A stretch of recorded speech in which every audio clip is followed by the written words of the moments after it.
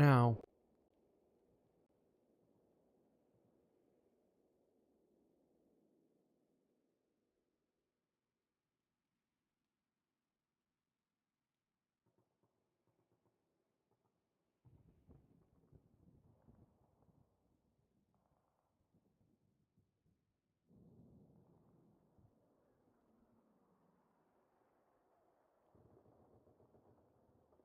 Just heard myself come on my iPad. I get to the dashboard on Twitch.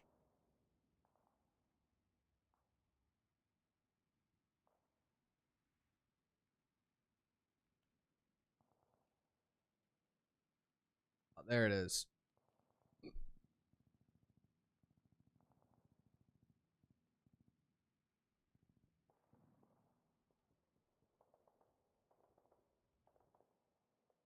Oh, so this is how I raid people with... Not gonna bother. Nobody ever shows up. Okay, sometimes some people show up. Where friends I know IRL. Oh, and this takes away me from having a viewer.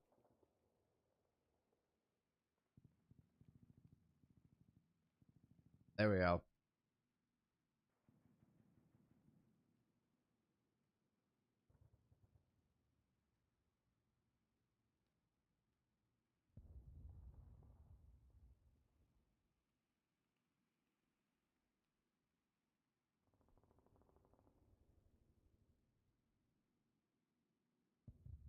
I'll keep it on the channel so I have one active viewer. Look as pathetic as... Why the fuck is it showing 2 viewers? Who the hell's in here?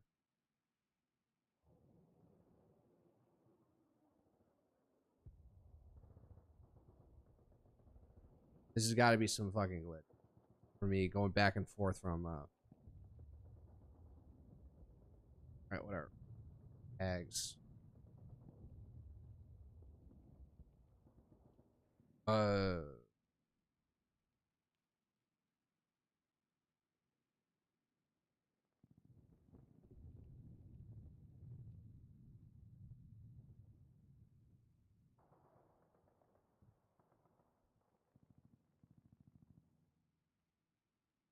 Sword and sorcery.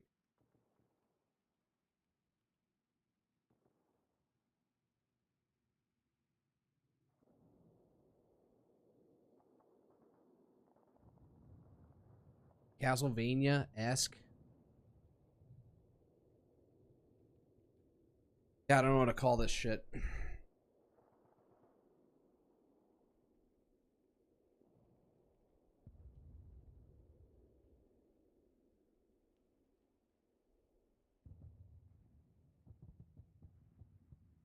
Also showing 2 viewers on my restream channels here on OBS. That's not right. What? Where? Who's the second person that's in here?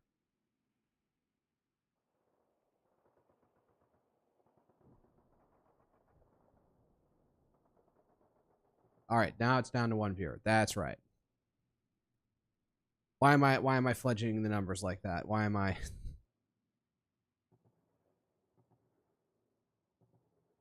Just realized I have a typo in my description. Wannabe VTube, no comma, no space. I'm a Phase Connect fanboy. This is true, but probably shouldn't say that anymore.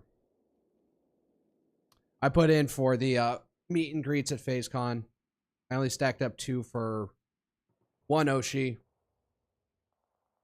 And I did 1 for everyone else. So I think there's a good chance that I don't get a single meet and greet ticket. That's what's going to happen.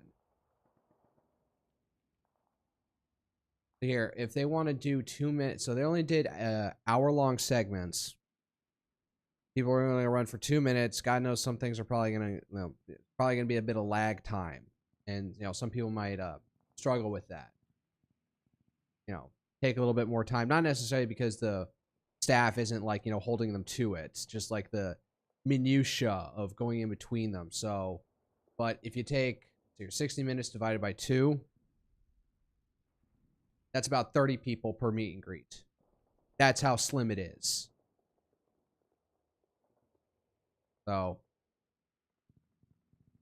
wonder who they're going to people who not going to be completely filled out.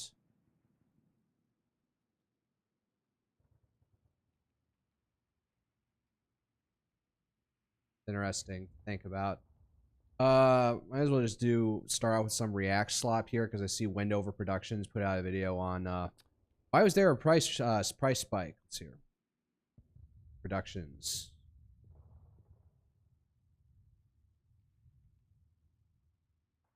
It's on Brave. There we go.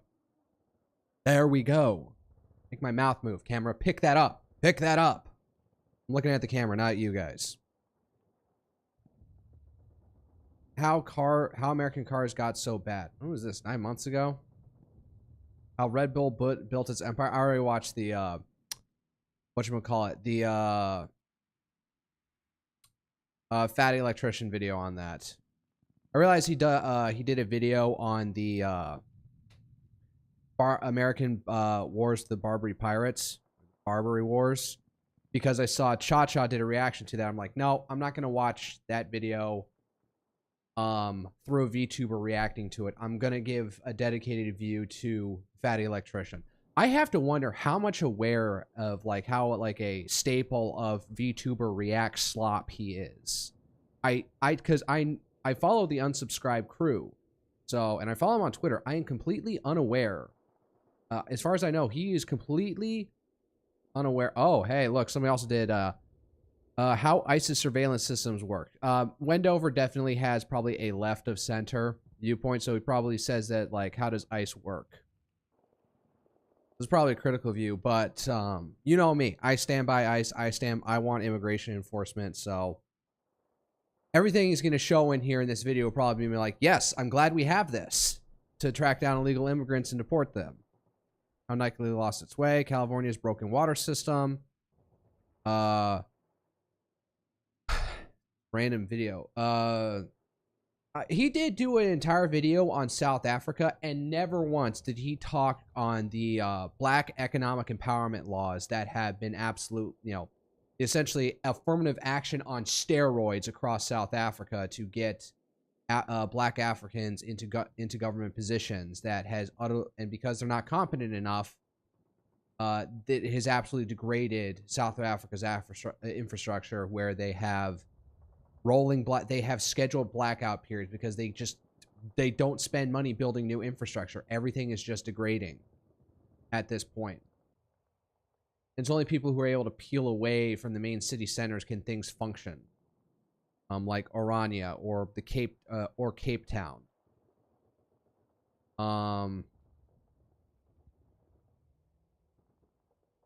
Where's I going with this? So he did an entire video about how bad it was. Like, oh, they didn't invest in renewables. Admittedly, South Africa under apartheid was an energy exporter because they had an intensive coal-powered energy system. So they could also, they probably had some nuclear. But the most thing probably to be upgrade was like, I don't know. Here's a question. All right, before I jump into the video about oil, about oil, I just want to ask, how much oil or fracking potential is there in South Africa? Oil extraction.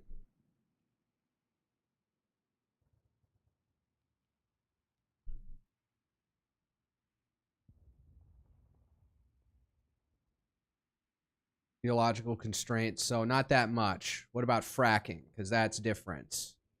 If you got shale, apparently there's tons of natural gas in shale. But throughout this video, and then there is a clip where you say a black woman saying end affirmative action or end black economic empowerment laws. I'm just like, wow, he accidentally let somebody slip in there. He didn't touch anything about the cronyism, corruption in the South African government other than the most vaguest terms. None about the blatant racial discrimination against white people in South Africa. He didn't touch any of that. Just general like dysfunction and corruption. No, and he probably never says like unless it's a historical figure and he's talking in the past. He never specifically. I don't remember him ever specifically calling out politicians unless it's like in some neutral aspect. So if I were to go through this video of California's broken water system, he probably would not mention Gavin Newsom once. Or Jerry Brown to precede them. The fact that I know who the previous governor was. I remember when I saw a segment and Rachel Maddow was singing his praises, Jerry Brown's praises or something. He has a long lineage in Democratic politics going back to Jimmy Carter, which is like, wow, yeah, because Jerry Brown was old.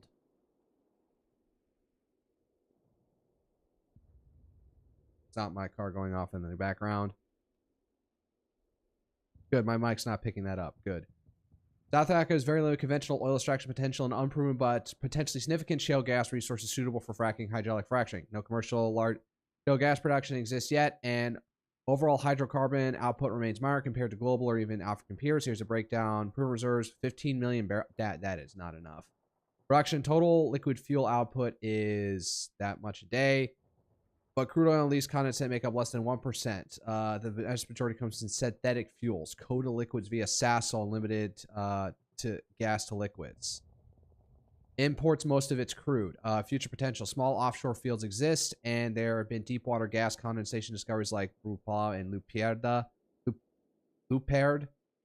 However, major partners have withdrawn, citing commercial issues, and no major crude oil developments are underway. USGS estimates some undiscovered resource offshore, yada, yada, yada.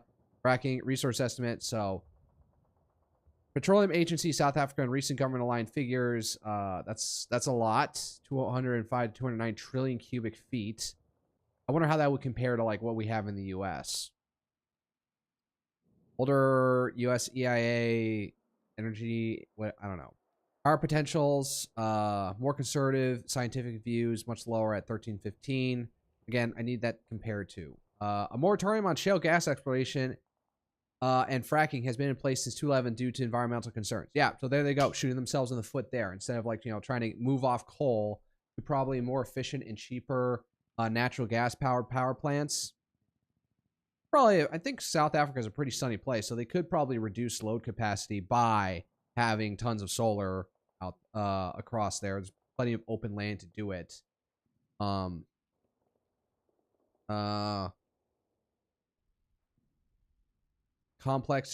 Compacted drilling and reduced. All right, whatever.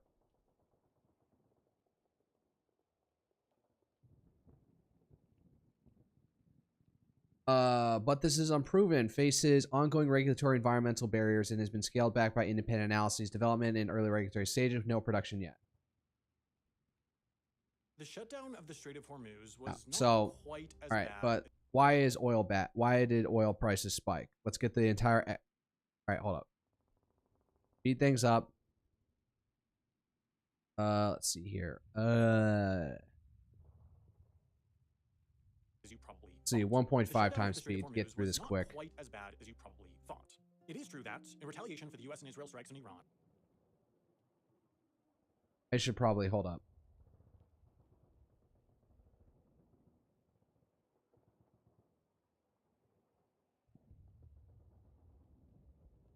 We go all the way here.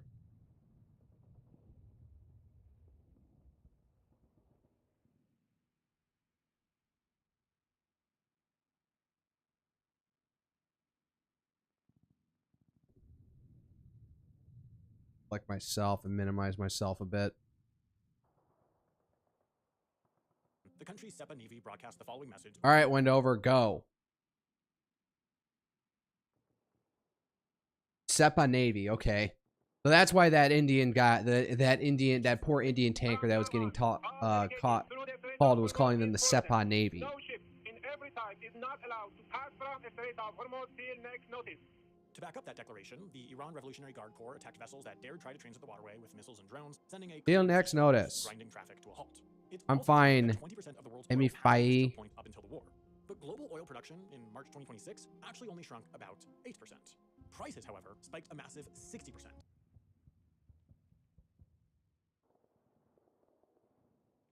Yeah, that's because everyone is expecting oil to contract, so they're buying it ahead of time. So demand is up because there's an expected shortage to come later. We're back at like $81 a barrel now. Global average, I think. Don't quote me. This has got to be footage from Desert Storm or the first Gulf War.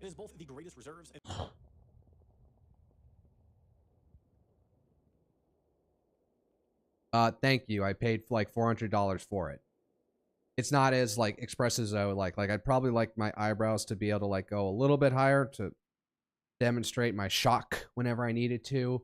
I'm thinking about if I could, I want to get some like gestures because I'm half Italian from two ends of the country, so like I am flipping my hands around a lot behind the camera, but you don't see it. Smallest country on the waterway, Bahrain, no larger than the city of New York, is still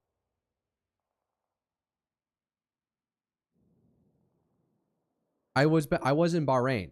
One of the bases when I was in the Navy, I went to the base in Manama, Bahrain, for the local headquarters for Central Command in the United States military. And that place apparently is wrecked now. I recognize some of the buildings and some of the damage from there. So that's a little bit surreal that I used to be there.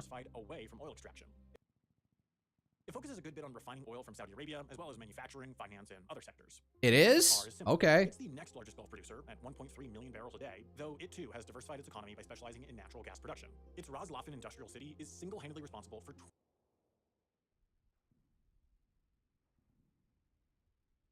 Ras Laffan? Let me hear that again. Put on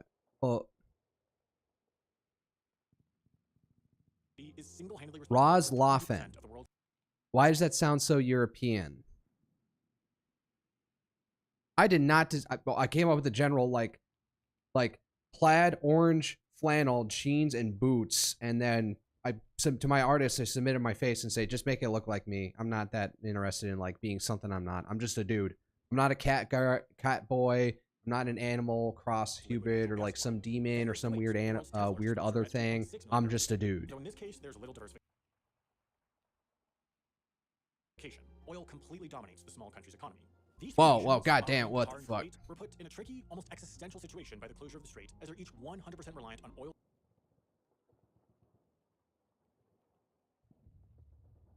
Oh, and Saudi Arabia doesn't have this problem because they have a pipeline running across their country to offshore put out oil at the port of Jeddah. Or somewhere else on the Red Sea. Don't quote me on that. And I guess the UAE could also run gas out somewhere. Thanks for the follow.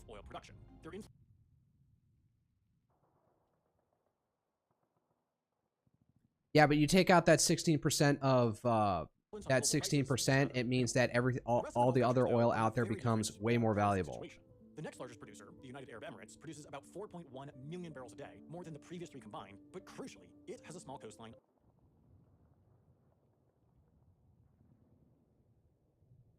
Notice up at the top here, this tip where the Strait of Hormuz is, this isn't actually, you think this would be, like, contiguously, this would be United Arab Emirates territory. It's not. It's Omani territory.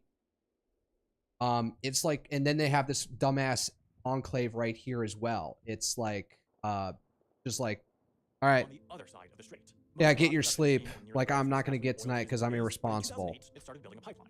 While official government statements tended to focus on the cost and time savings of exports bypassing the strait, the true purpose was hardly a secret. Good, that was smart thinking ahead. And the UAE knew they could actually do it. It's only 20 miles wide, the shipping lanes are even smaller, and all you have to do is lay some mines or launch some rockets to keep ships from trying. Well, before the war, a substantial portion of the UAE's oil was loaded onto tankers at Das Island. A slim majority was sent via the pipeline and loaded at the port of Fujairah, meaning the country was already fairly resilient. That's what happened. The strategic threat came into reality.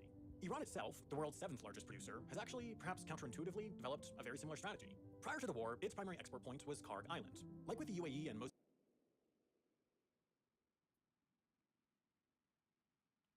And as far as I know, it still is, but I'm guessing they put some infrastructure into pumping out oil in their Balochistan province all the way to their southeast. Despite Iran's 4.2 million barrels a day of production, 90% was exported via this one terminal, an incredible concentration. But just as other Gulf countries were worried about Iran shutting down the Strait of Hormuz, so too was Iran for its foes, so it built its own pipeline to the other side of the strait. The port of Jask was rarely used in practice prior to the war, but it's believed it could handle Smart, the Gorad-Jask pipeline. With existing infrastructure, and more with some upgrades. Iraq, however, is in a slightly different situation. Its Gulf coastline is tiny. It uses offshore platforms to load tankers that carry the vast majority. They've been trying to build a pipeline, I want through Turkey or Syria at this point. Instead, it has a pipeline to a port in Turkey, and on paper, this is hugely strategically significant, perhaps even more so than the UAE.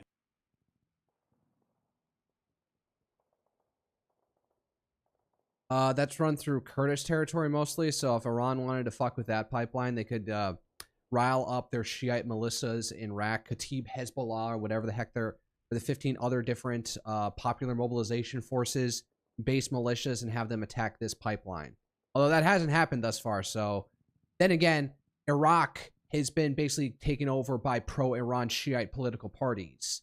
So, who are stuck in this balancing game of wanting to side with Iraq, but still having to deal with the U.S. force presence in the country. So Iran probably doesn't want to fuck with this pipeline doesn't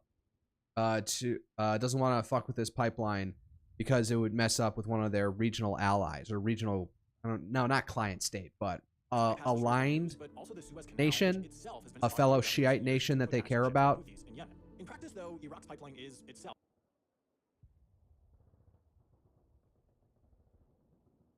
Yeah, so the entire Arabian Peninsula is becoming a giant global choke point, and everyone's got to find a way to get around it. While part of Iraq has its own autonomous government and in many ways acts as a separate state. Kurdistan's government constantly quarrels with Baghdad over whether it has the right to export oil independently and uses the pipeline as leverage, meaning the political winds of the moment dictate whether this pipeline actually works in practice. Over recent years, it's predominantly been in a non-operative state, but this shifted in response to the Strait of Hormuz closure with an agreement made between Baghdad, Kurdistan, and Turkey a few weeks into the war.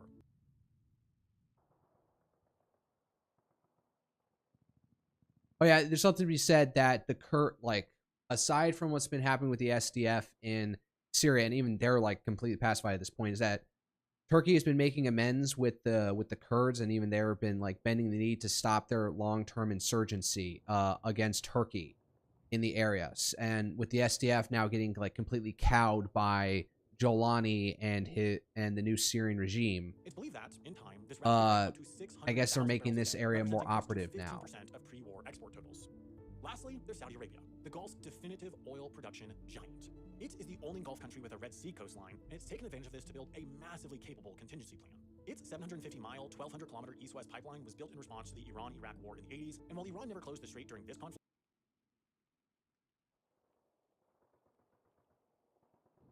Oh, okay, so plenty of forward thinking there. They've had 4 decades to work on this shit, and they did. It's not entirely clear exactly how much capacity the country could divert via this route. While the pipeline itself can operate at as much as 5 million barrels a day and could potentially surge to 7 million a day by converting its parallel natural gas line to carry crude as well, analysts believe the bigger constraint is the tanker loading terminals at its terminus, the port of Yanbu, citing perhaps just 5 million barrels.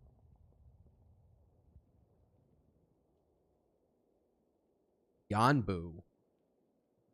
I'm thinking Anbu Black Ops from Naruto. I haven't even watched that show in a long-ass time. As the world's third largest producer, despite the closure of the strait. Collectively, these 4 pipelines provide considerable export capacity, dampening the impact of the strait's closure. And that's added to the fact that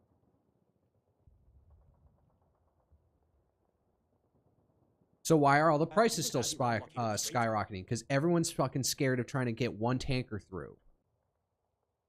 And there's not enough output or throughput at these ports. People have still been going through Karg Island to Qatar, to ports on the Gulf Coast for Saudi Arabia, and we just don't have the full-on infrastructure to fully take advantage of all these pipelines moving the oil elsewhere. But regardless, considering oil is a global market, the supply these carry provides downward pressure on global oil prices. While the supply shock certainly has been bad, when you add these all together, it's potentially smaller than what the headlines might imply. So why does an 8% contraction in supply lead to a 60% jump in price? Well, there's a concept in economics called elasticity of demand. Effectively, it's the relationship between price and demand. For example, breakfast cereal.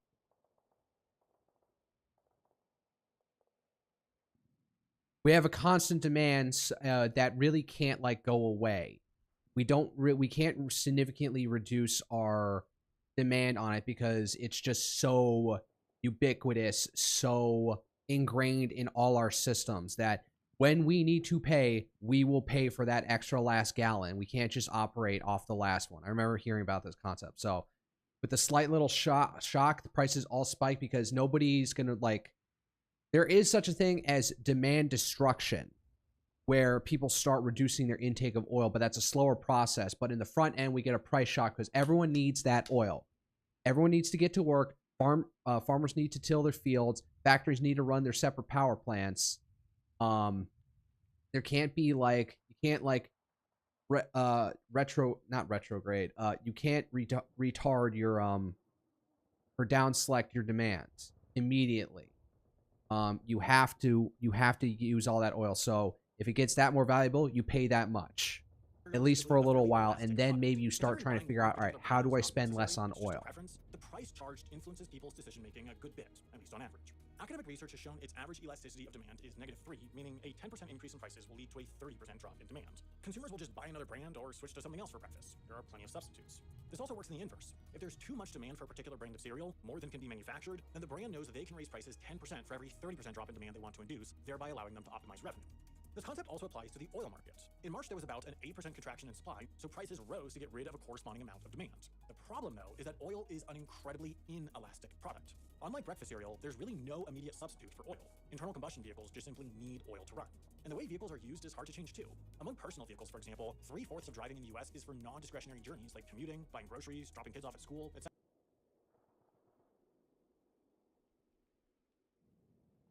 Yeah, non-discretionary. Like, I got to do all this stuff with my car. All right, maybe I'll put off that road trip to Big Bend or to Anime Frontiers. But no, I got to drive to work every day. Or switch to public transport. Personal vehicles only account for about a quarter of global oil use. The rest is commercial, and the trucking companies Out where I live, what public transport?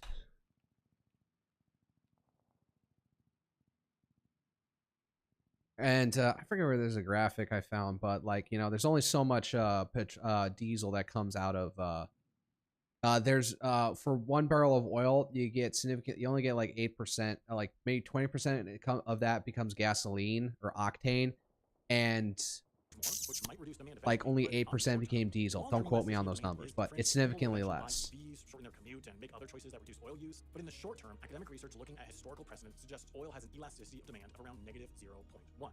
The opening weeks of the war in Iran largely, but don't entirely mesh with this. Its 8% contraction in supply and 60% price increase implies a -0.13 elasticity of demand, and while that's close to what theory suggests, it's not quite there.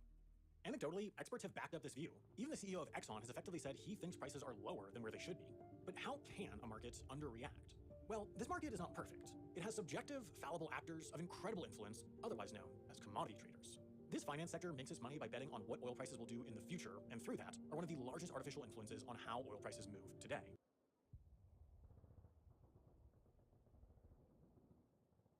I don't know if this is going to come out like condemnatory about it, but to a certain extent, these guys who speculate on the value of any sort of commodity takes a lot of headache away from the guys who end up producing it, especially when it comes to farming. Is like you make a contract with somebody that I'm going to deliver you so and so much produce, and you are bound to buy it for this much.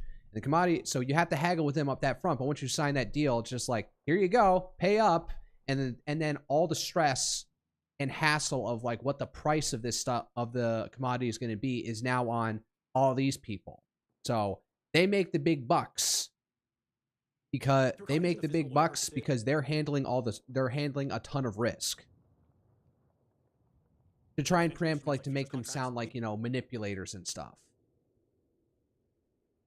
move the market ahead of the or malicious manipulators, so to speak. And therefore prices will rise. They'll all rush to buy physical oil, store it for a moment, contracting short-term supply and raising prices. So of course, when done at scale, this becomes a self-fulfilling prophecy where what commodity traders are really betting on, at least in the short term, is what other commodity traders will do. The effect this has on the market is that the day-to-day movements follow a mix of narrative and reality.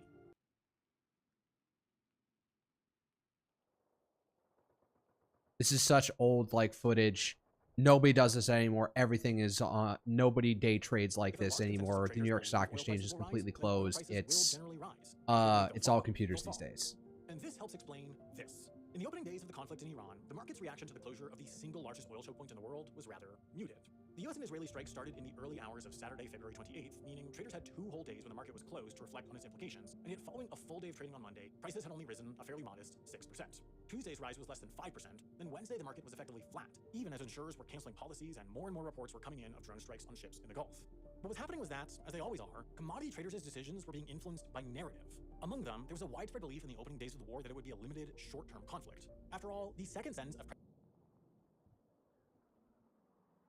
President Trump's initial statement about the strikes read, quote, that's what he said. What? Well, yeah. So presidential manipulation of the market. A limited military operation. Despite the frequent disconnects between what this administration says and does, traders took these statements at face value, seemingly based on precedent. Whether it was the operation in Venezuela to capture Nicolas Maduro, the strikes on ISIS targets in Syria in response to the killing of 2 U.S. service members, or the June 2025 operation in Iran itself where the U.S. dropped bunker buster bombs to supposedly obliterate Iranian nuclear assets, the Trump administration had so far kept the scope of its military campaigns limited. After all, wars tend to be politically unpopular, and Trump campaign messaging included accusations that his opponent would start a war in Iran, implying reluctance to let the conflict escalate. So traders took the administration at their word, but then reality happened. You see, as soon as Tehran started firing missiles and drones across the Middle East, all the world's major marine insurance companies almost simultaneously published letters like this. This is a cancellation notice for this insurer's war risk insurance. The value of a very large crude carrier ranges between $80 and $130 million, and even at Why do you even have war risk insurance if you can cancel it? This means that ship owners simply have to have insurance. It's just too big a risk for a single company to bear independently. Owners hold policies for just about every risk imaginable: groundings, collisions, breakdowns, fire. But the major insurers operate an independent body called the Joint War Committee that essentially decides which global regions are at high risk for conflict. In recent years, this has included places like the coast of Venezuela, Gulf of Guinea, Black Sea, Red Sea, and all the waters near Iran.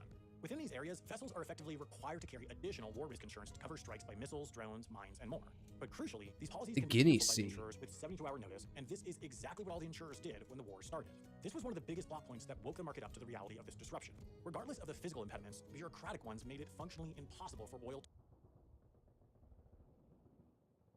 to float out of the Gulf. Yeah, it's literally just because all the insurance guys got skittish. That's why.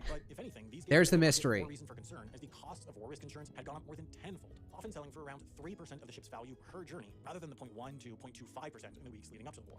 This makes for a massive additional cost that is unlikely to subside soon, since hypothetical threats turned into reality. That's to say, due to this and other changes, progressively through March, the intractability of the disruption to global oil flows came into focus, and the market responded accordingly. Even as diversion routes ramped up in the second half of March and the contraction in supply shrunk smaller, oil prices continued to hover near $100 a barrel. For every bit of supply that came back online, traders' sentiments appeared balanced in the other direction by growing concern about the potential length of the disruption. The illusion of Gulf stability has been shattered. Over recent years, as these countries grew wealthier and more developed, the market started to believe that they were geopolitically isolated from the tumult in the broader Middle East. Iran's ability to shut down the entire region's economy overnight demonstrated the frailty of that belief, and so the continued supply of Gulf oil is not as guaranteed as markets. Yep, we all got too cushy thinking that the Strait would never get shut down. Strait of Hormuz is no longer relevant for global oil logistics. The uncertainty in its continued operation will likely have the entire world paying more at the pump. You might be surprised to learn that the UAE is one of the countries that has restricted access to the internet. You can't use So we can get some détente. FaceTime, WhatsApp calls, or other internet calling apps there, and they also block access to sites that they Oh, is let me guess. VPN ad. Not being truly global. Another that I encounter all the time while in Europe is smaller US-focused sites not being AKA accessible due to porn. compliance with GDPR regulations. Then there's the one that almost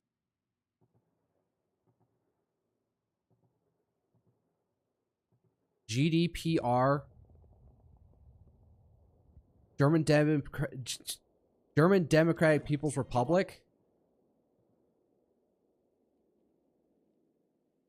Or is that like streaming services. the All these platforms are ones that are sponsored or EU VPN level like digital regulations? And people are still like doing NordVPN. I remember when somebody was doing a stream, did a panel at Offkai and it said, "No, don't trust NordVPN because they've been hacked once." That one hack destroyed their entire reputation.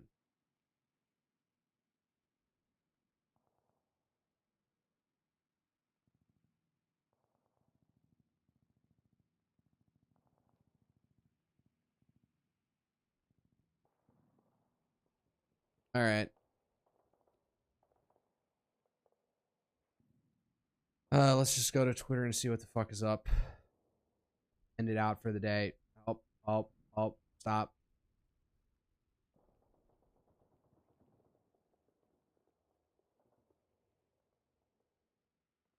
There we go. I love this genre of VTuber names. What? I don't. I feel like I'm stupid for not understanding the pattern. Surprised no one gets it. Has got to get it yet, so don't feel too bad. They all have something in common with their names. I only recognize Wemmy here. Or Remy Nymphelus or whatever. Alright, so immediately getting thrown. Oh yeah, the meet and greet. So who did I put in for? I didn't put in for Tema. I put one for Sheena, one for Wilhelmina,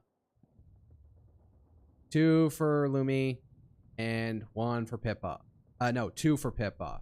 Didn't put one in for Jelly.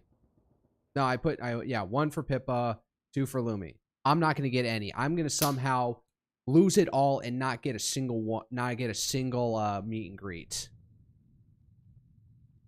Let's see here. Meet and greets make me so nervous. I feel like my skin is actually going to melt off, but it's always fine once we start. I think there are some awkward moments of mine that replay in my mind for forever, so there's a good chance I'll remember our meeting. And she's at 11:30 to 12:30 p.m.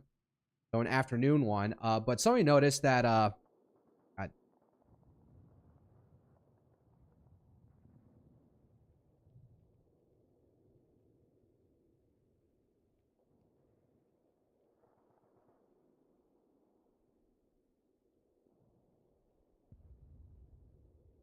get it in the right section of the screen.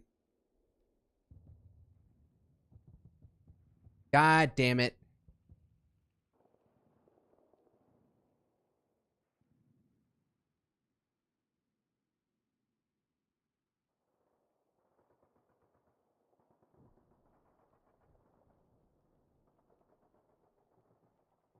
Wow, you just like it will not let me show Pippa's because it's so bottom of the screen. Whatever. Her thing is at 12. What the fuck is wrong with my god damn? Her meet and greet is at let me see it. It's at 11 p.m. to 12 a.m. So a lot of people saying that they're going to show up drunk. I think it's this time around is that they're having her late in the day, in night. So it's when Pippa is not hung over. Because that would happen at Offkai at least, is that she was hung over as fuck from whatever the hell she was doing the previous night. Where Hikanari Hina? Oh, she's been on indefinite hiatus since ever. I don't know why they haven't, like, you know, graduated her at this point. 5 p.m. to 6 p.m. My Nihongo is no Jozu, but that was funny way to write Ippy Sleepy.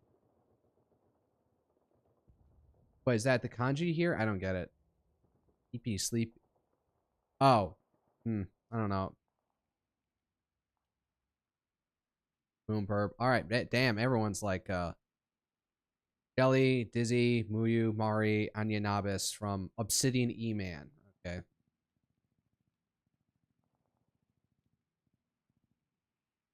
That her model? Is that a Leah model? I'm not familiar with this one.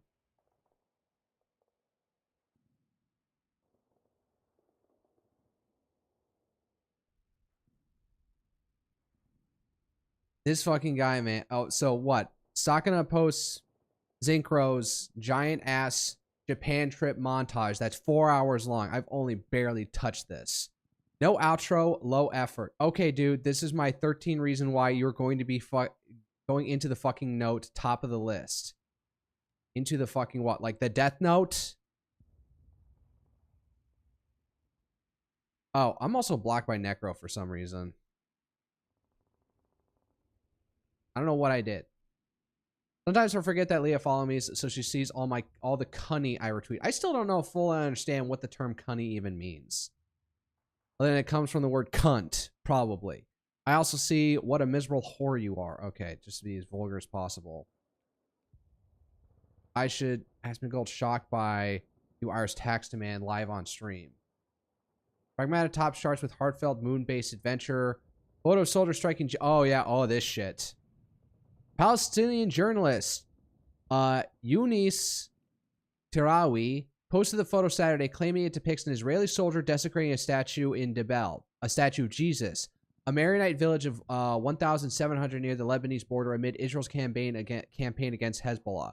The image drew over 50,000 likes reposts from figures like U.S. Rep. Matt Gaetz, former United States Representative Matt Gaetz, who called it horrific, and a local page's quote from Luke 23:34 urging forgiveness. Skeptics, they have to want forgiveness in the first place. That's kind of the point. Skeptics point to AI signs like odd physics and mismatched details, while the IDF stated that it is investigating the photo's reliability and that such actions would not align with its values. No mainstream verification was confirmed the image was real. Okay, so this could be fake. So it looks like, you know, Christ on a crucified Christ picture. Of course, Candace Owens has to get on to this. She would. The IDF has confirmed this is real. I don't see a community note on this, so... All right, MTG getting in on this, yeah. The following completion of an initial examination regarding the photograph posted earlier today of a soldier harboring a Christian symbol, it was determined that the photograph depicts an IDF soldier operating in southern Lebanon. The IDF views this incident with great severity and emphasized that the soldier's conduct is wholly inconsistent with its values and expected of its troops. The incident is being investigated by the Northern Command and is currently being addressed through the chain of command. Appropriate measures will be taken against those involved in accordance with the findings. Furthermore, the IDF is working to assist the community in restoring the statue to its place. The IDF is operating to dismantle the terrorist infrastructure established. Yada. All right, so I guess they're saying it did happen, more or less. And that they're trying to make repairs. So, yeah. Christians do not realize, like even my friend Bernadette has been sharing some Instagram with reels with me. It was like a montage of Christians being mistreated in Israel because Jews, like, when they're by themselves and they're amongst themselves, like, their real anti-Christian sentiment really comes to the forefront when they don't have to be social about it. So they'll spit at Christians. And there was like some random ass Japanese woman who I guess like fell into evangelical Protestantism, or some Korean woman, and was waving around an Israeli flag saying, yes, I had to watch the video again, but then it comes out like she got like assaulted or something because she's a Christian. So I distinctly remember I was at a 4th of July event, and it was after a whole parade, when I was getting a ride back in the bed of a truck, really like throwing safety to the wind there. I was looking across from me and some other random guy who ended in there. He was like young guy, probably younger than me. And he had a dual like neck pendant thing that's both a cross and the Star of David on it. And I'm just like, it's like saying, you know, trying to be humorous, not I'm saying, you know, like I'm picking up mixed messages from your things. And he's just like, oh yeah, I just have a lot of respect for the Jewish people. I'm just like, and if they knew what they thought about you in Israel, you wouldn't like. And you're probably also, I could tell this guy was probably like right wing as fuck, even though like he could probably be 18 and not necessarily the most politically aware. I was like thinking just like, bruh, like Jews do not align with you politically.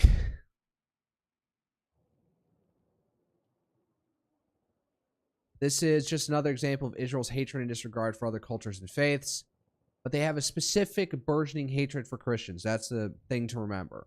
No one trusts your phony investigations, especially when IDF soldiers get away with rape and murder every single day. John Miller, this. Gamer John's Department, veteran journalist. What the heck? Wait till you hear what they did to the real one. The Romans crucified Jesus at the Jewish people's behest. At least that's my take on it. Ryan Graham, who's this guy? Drop site news. All right, yeah, it's just more comments.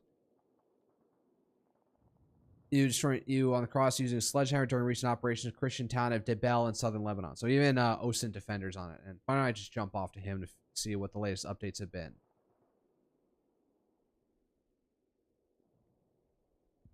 Oh, now he's on TikTok featuring updates on conflicts. Oh, interesting. I guess I should go follow him over there. I haven't checked in on TikTok in a long time. Maybe that's for the best. Iran state-run Tassim news agency, which is affiliated with the IRGC, is claiming that Iranian forces attacked some American military ships with drones in response to today's U.S. attack on Iranian-flagged Tuska on the Gulf of Oman. Oh, yeah, that's right. We've now commandeered in a sanctioned Iranian tanker and are now... I guess the Marines boarded that tanker and took control of it. So I don't know how successful the attack on these ships supposedly was. I haven't heard anything bad about it. It's from 2 hours ago, though. Radio audio from today's Iranian attack on the Indian flag crude tanker MT Sanmar Herald, while the vessel was attempting to pass eastbound through the Strait of Hormuz, after reportedly been given permission by Iran's IRGC Navy. The Sanmar Herald has since withdrawn back to the Persian Gulf, with the IRGC Navy once again announcing the total closure of the Hormuz Strait. You gave me clearance. You gave me clearance to go. Sepa Navy. This is Motoranga Sanmar Herald. You gave me clearance to go. My name second on your list. You gave me clearance to go. You are fighting now. Let me turn back. I'm second on your list. Sir, please let me go through.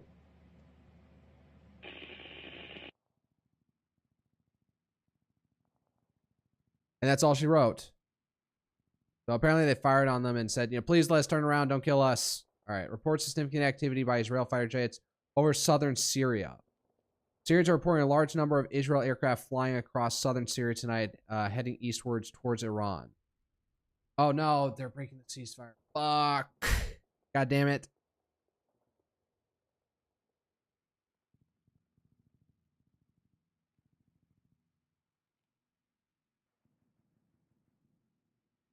All right, so ceasefire broke. We'll see if this picks up. Watch oil prices shoot again unless we actually have these negotiations happening in Islamabad and Pakistan come tomorrow, apparently, with J.D. Vance leading them.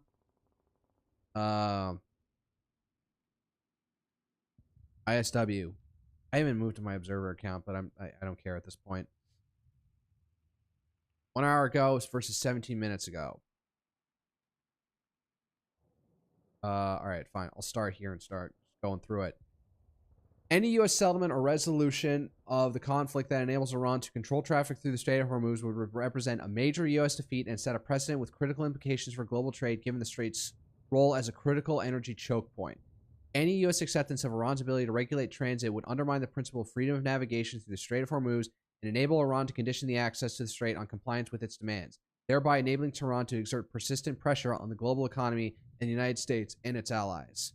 Iran is attempting to establish a protection racket in the Strait of Hormuz by granting priority transit to vessels that pay fees and comply with IRGC protocols as part of its effort to try and consolidate control over the Strait. Iran has also continued to prevent non-Iranian linked vessels from transiting the Strait. So we're trying to blockade. So in response, we're trying to blockade any Iranian vessels trying to get out. So, but how long before they start like firing missiles at back into at our bases across Gulf Coast countries and into Israel? And it looks like Israel's about to bomb Iran to, I don't know, try and sabotage the deal. And maybe they're going with Trump's blessing. Like, maybe he's trying to use Israel as an attack dog on Iran, like saying, they're still going after you, dipshit. U.S. forces seized an Iranian flag container ship for the first time during the war. Commercially available shipping data indicates that the U.S. Navy also forced at least 3 Iranian-linked ships to change course towards Iranian ports on April 19th. U.S. President J.D. Vance, U.S. Special Envoy to the Middle East Steve Witkoff, and Jared Kushner are expected to travel to Islamabad, Pakistan to engage in negotiations with Iran on April 21st. ISWCTP has not observed any Iranian sources confirming Iran's participation in the negotiations as of 6 p.m. Eastern Time on April 19th. However, oh, wow, I just blanked out reading all that. So, the Three Stooges are expected to travel to Islamabad, Pakistan to engage in negotiations with Iran on April 21st. That's on a Tuesday. ISWCTP has not observed any Iranian sources confirming Iran's participation in the negotiations. Again, there may be like different talking heads within the Iranian government at this point. There could be the civilian government that actually wants peace. There can be the IRGC that was more hardline.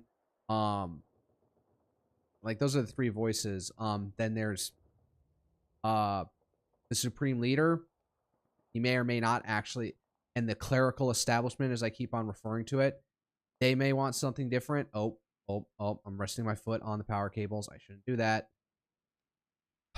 So, maybe Trump's talking to one end of the government and the IRGC is talking to, acting completely differently, and they can't control each other. Incomplete reporting about the damage that the U.S.-Israeli combined force inflicted on Iran's ballistic missile and drone program precludes the development of quantitative assessment about the threat that Iranian missiles and drones still pose. A statement released by Iranian-backed Iraqi militia Kataib Hezbollah on April 18th appears to confirm that IRGC Quds Force Commander Brigadier General Ismail Ghani discussed preparations for renewed conflict with the United States and Israel during his meeting with Iraqi militia leaders in Baghdad on April 18th. Ghani may have specifically discussed enhancing coordination between Iraqi militias and other axis of resistance groups against the United States, Israel, and the Gulf states in the event of renewed conflict. So, everyone, I think, is just like assuming that the peace deal is like on the table since we had the ceasefire, but I wonder what Polymarket's betting right now.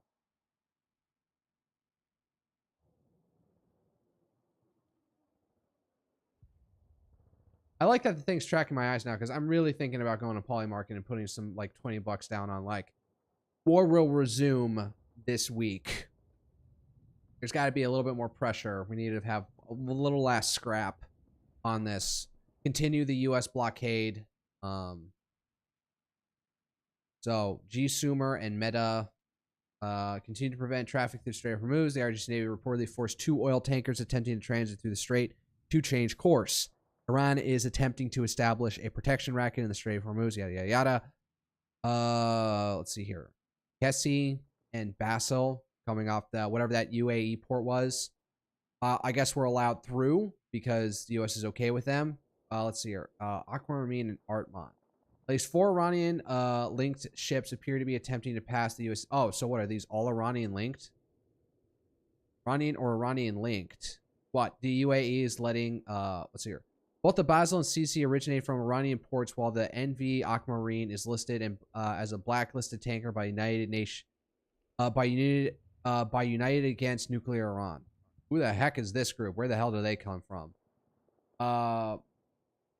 Navy's blockade. U.S. officials have stated that the United States will interdict vessels beyond the blockade line. All right, kind of hold them to it. Tuska. The Tuska is an Iranian flag container ship that the United States previously sanctioned. All right, so they're directly in violation of our sanctions. So,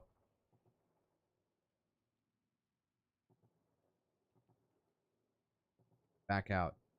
More. A senior Iranian official told CNN on April 18th that vessels that pay security fees and comply with IRGC protocols will receive priority transit through the Strait of Hormuz. This was yesterday. While those that refuse to pay will face delayed passage, Iran has reportedly charged vessels around $2 million United States dollars to transit the strait. Extracting fees from commercial vessels enables Iran to earn income amid the United States' effort to impose economic pressure on Iran through its blockade of Iranian ports. The IRGC has also continued to prevent non-Iranian linked vessels from transiting the strait. Bloomberg reported on April 18th that at least 5 liquefied natural gas LNG tankers reversed course after Iran warned the vessel's captains that it had closed the Strait of Hormuz. No LNG tankers have exited the Strait of Hormuz since the war began in February. Iranian media separately reported on April 19th that the IRGC forced the Botswana-flagged Meta and Angola-flagged G. Summer to change course after the vessels attempted to cross the Strait of Hormuz. Commercially viable shipping data indicates that G. Summer later transited the Strait of Hormuz via the Iranian-approved route April 19th. They did. Wait, it looks like they went back.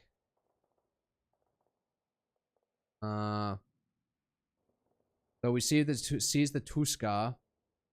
The commercially available shipping data indicates the U.S. Navy also forced at least 3 Iranian or Iranian-linked ships to change course towards Iranian ports on April 19th. That's today. Vessels include U.S.-sanctioned ship Guinea-flagged Rain tanker, the Iranian-flagged Shamim container ship, and the Hong Kong-flagged Flora tanker, which is previously Iranian-flagged. We're catching their bullshit here. My view, my one viewer off my iPad is showing up on my restream window. Standby. Huh. Guess I'm just not getting views right now.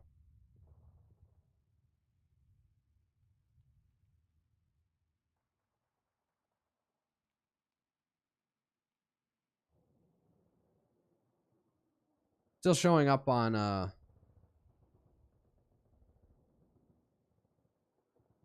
Still showing up as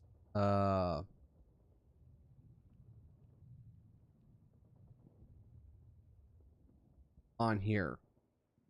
So something's working. All right.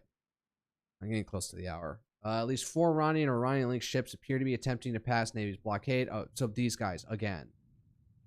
Let's see here. U.S. Chairman of Joint Chiefs of Staff Dan Kane and Secretary of Defense Pete Hegseth said on March 16th that U.S. forces will interdict any ship that crosses the blockade line, which runs along diagonally across the Gulf of Oman from Ras Al Had, Oman, and the Iran-Pakistan border. And maybe that's why we ultimately moved those 2 ARGs over there, because maritime interdiction operations is something that the ARGs are able to do. I know I have participated in some of them. That's not heavy classified. We do these drills all the time. Maybe you just haven't heard about them as much. But we do this thing about boarding ships and taking over ships. We've done it. I've seen it like practice like 5 times. No, like 4 times when I was over in Japan. Oh. All right, we'll see how that holds. 2 platoon side mechanized assaults east of Chasiv Yar.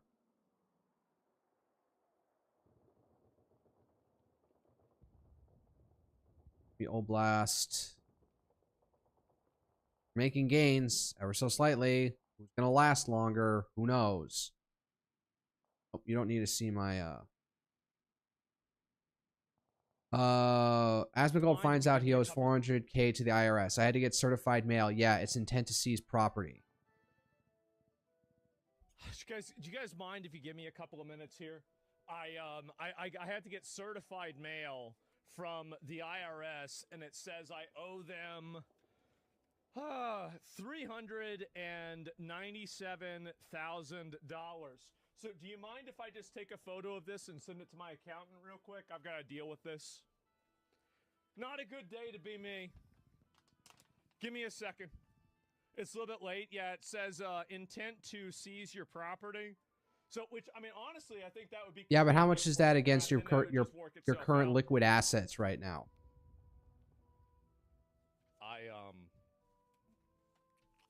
I just found out how much money I had to pay this year. They said basically it's gonna get worked out. It's not a big deal.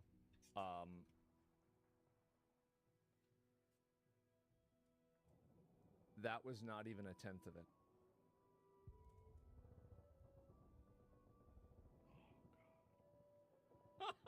Oh man. What's it got going on in the background? It's got KCD2. Oh man. How about that? I mean, to be fair, it was including a quarterly, right? I think it was a quarterly payment. So, like, look, guys, we've got to do a chair. I've got to get some fucking write-offs, okay? Like, I didn't know that. We got to get, like, I got to be, like, signing this house up to, like, a write-off or something like that. Oh, my fucking God. Wow. Oh, jeez. I'm not, I mean, to be fair, you get a letter from the IRS that says you owe them almost $500,000. This is, I will be honest, I am slightly Again, how much is that flustered. against your liquid I have no assets that you can problem immediately shipping, it's pay not a off? deal. But, like, goddamn, like, I gotta figure out something to do with this.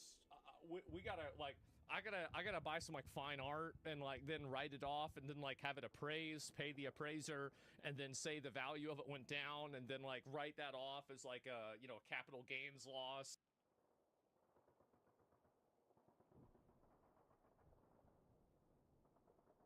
He's got to... Sorry. He's got to... Yeah, this is the whole thing about, you know, buying expensive assets like horses because they count as a depreciating asset that you write tax off on. A popular streamer read the certified notice aloud during his broadcast, facepalming while learning it stemmed from house write-offs and deductions.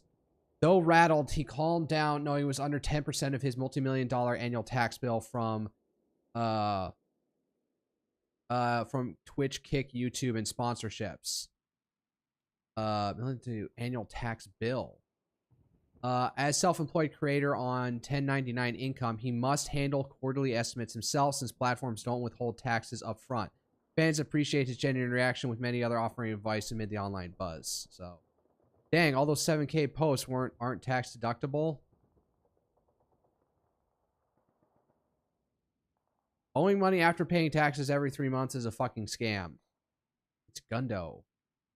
That's not It's a Gundam, is it? My goat owes more in taxes than most Americans make in 10 years.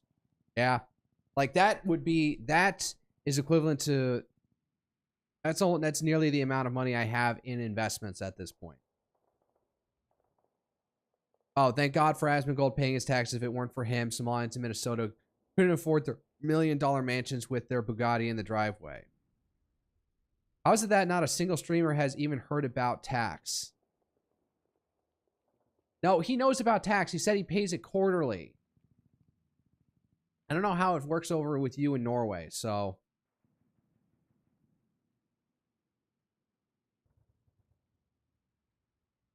All right. I don't know. Last thing, Clash report. Anything happen?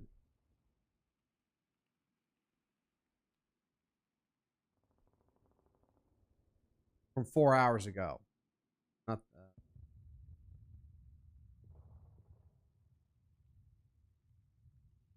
Sometimes this guy has more up-to-date stuff. The Ukrainian forces carried a massive drone attack on Russia's Black Sea oil export terminal. Oh yeah, that's the other thing. That Window Overproductions video doesn't talk about. Ukraine is like, really feeling like going after Russia's oil infrastructure. They've been blowing the shit up out of their St. Petersburg's infrastructure in the Baltic Sea. Now they're going after all the stuff down here in the Sea of Azov and then the rest of the Black Sea coast. So just like crank those oil prices as high as you can go. I just want to watch the world burn. UAE has opened talks with U.S. about obtaining financial backstop in case the Iran war plunges the oil-rich Persian Gulf state into a deeper crisis. Financial backstop? What? We bail them out? No. Fuck them. Well, maybe we need to, but the fact that they need money from us to stay afloat, like, what do you mean by financial backstop?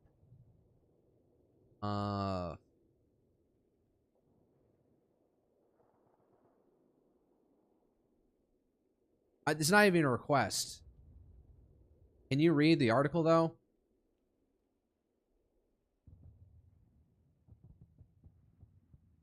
Be the last grok thing ago.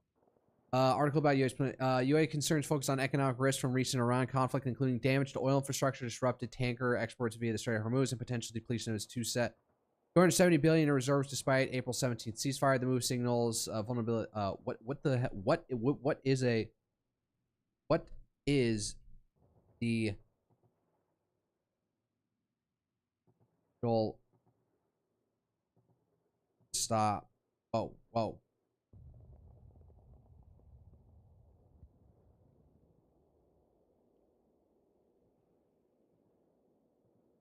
Not familiar with this term. Potentially currency swap line, also called a dollar liquidity swap line between the UAE Central Bank and the U.S. Federal Reserve with involvement of the U.S. Treasury. It's a precautionary arrangement that would allow UAE Central Bank to temporarily borrow U.S. dollars from the Fed in exchange for UAE dirhams as collateral. The UAE would then use those dollars to support its banking system and local companies that need dollars for trade. Okay, so we take a bunch of their cash for our dollars, so then I guess we could get that back somehow. UAE officials describe it as preliminary and precautionary. In short, it's a standby credit line or financial lifeline in dollars. Oh, okay. Vaguely familiar with the currency swap. All right, one follow-up question. So what could the U.S. do in the future with all those UAE dirhams?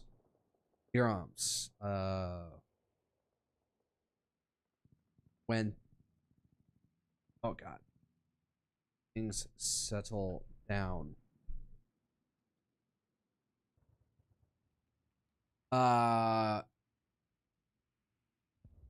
Mechanics are straightforward and low risk for the U.S. side. The U.S. central bank repays the exact same amounts of the U.S. dollars that originally borrowed, plus a small interest fee, typically based on short-term U.S. rate hike, OIS plus spread, e.g. 50 basis points in past what? I don't even know what that means. Exchange, the Federal Reserve returns the exact same quantity of UA dirhams they received to start using the identical exchange rate that was locked in on day one. The result, the Fed has no foreign exchange risk, no gain or loss from its production. It simply gets its dollars back with a bit of interest and hands it back to the dirhams. Okay, so we're not bailing them out. We're giving them like effectively a loan in principle. Okay. All right, fine. That puts them at our mercy, I guess, instead of us bailing them out, so to speak.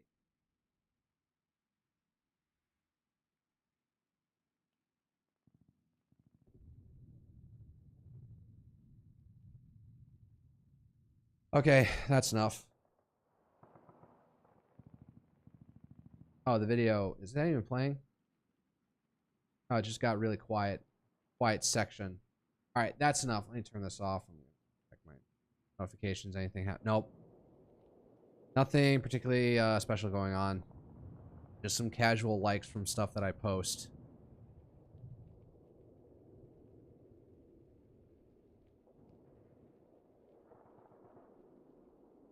Yeah, I didn't even talk about any of the pragmata stuff, but yeah, the amount of women like losing it. Tectone even having his girlfriend playing it to see like, all right, will you have a kid with me? And she'll still be like, no. I'm not affected by it because I'm like so far away, so far removed from ever having a child as like a single dude with not much game that it's just like, it's more depressing because it's not like, oh, I want that and that is potentially within my grasp. It's more demoralizing. It's just like, oh, that's something I'll never have. So I'm trying to like just enjoying the other people experiencing it, because if I were to just create like, oh, do I want a cute little girl daughter at some point? Actually, I'm more interested in having a son, because there's a line from the Havamal where Odin says, make sure you have a child, even if it's later in life.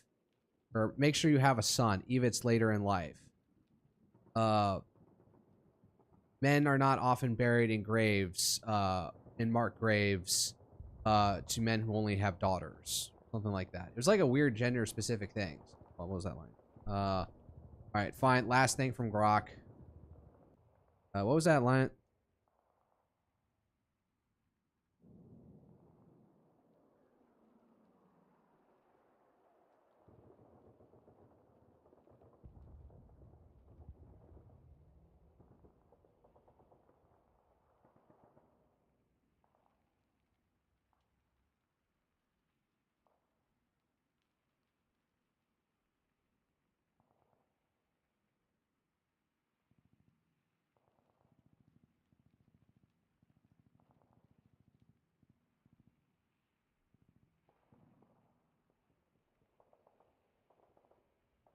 Let's see here. So, let me pull up Brave again, at least.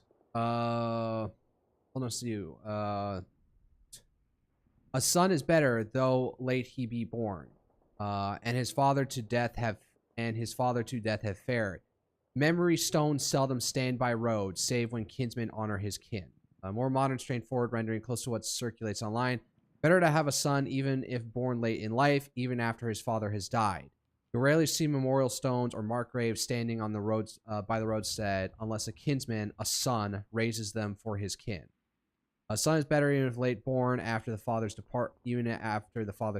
Gravestones seldom stand by the wayside unless raised by a kinsman to a kinsman. For ID invoking Norse context is legacy and remembrance after death. In that era, a son or close male kin was expected to raise a Bauterstein, a memorial stone, along roads or near burial sites so the deceased would not be forgotten. Men without sons were far less likely to have such visible, lasting graves or mountains. The memory could fade more easily. Daughters are singled out negatively here. The stanza simply aren't singled out negatively here. I think it is. The stanza simply emphasize the practical role of sons in preserving paternal lineage and honor in patrilineal society. Yeah, so I'd like to have a son first, you know, pass on that Y chromosome that has continued to exist since some in central North Eurasian was hunting mammoths on the steppe in the last ice age. So that's it. Let me write up a script.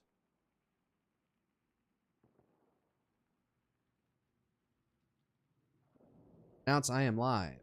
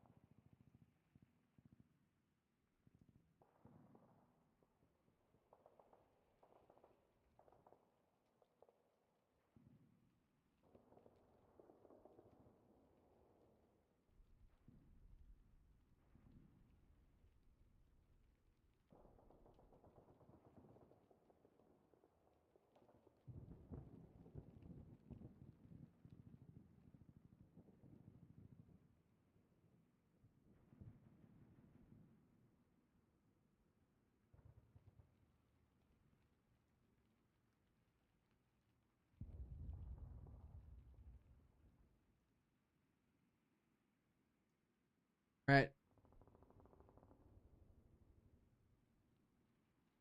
Announcement out.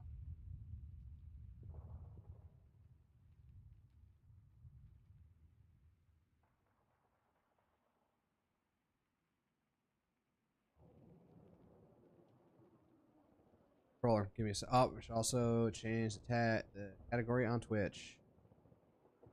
Didn't even recognize this game? I think I got this through Beholgar 2. There's one follower for this. There's a Beholgar 1. I haven't touched that one. Give me a second. I'm gonna go get like some water or something, maybe a snack. Take a piss before I go up. I actually videos, turn that off. Game capture, capture any full screen application. I'm just gonna fire this up and see.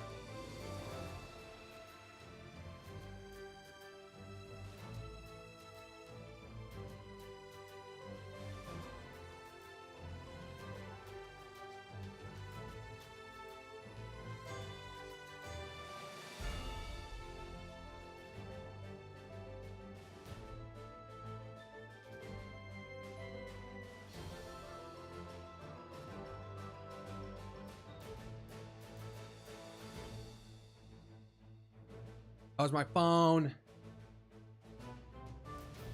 All good.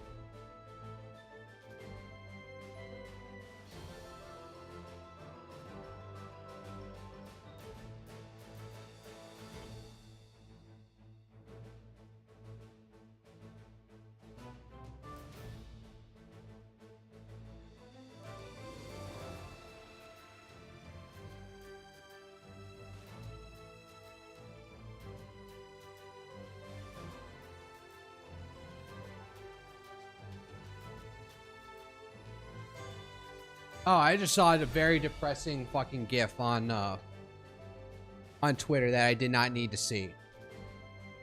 It's too loud.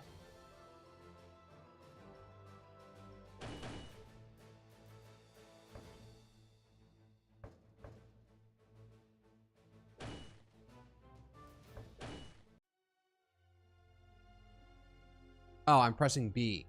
All right, here we go. The dungeon of the rotting looming in the horizon, it rose like an ominous shadow, pit of hell reeking of rust, patrolled by the dead guards.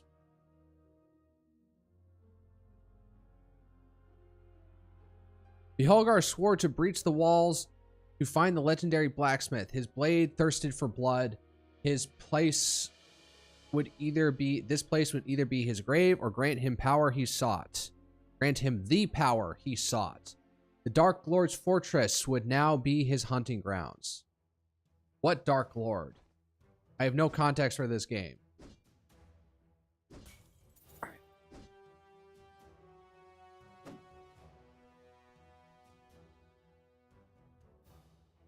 B, fire.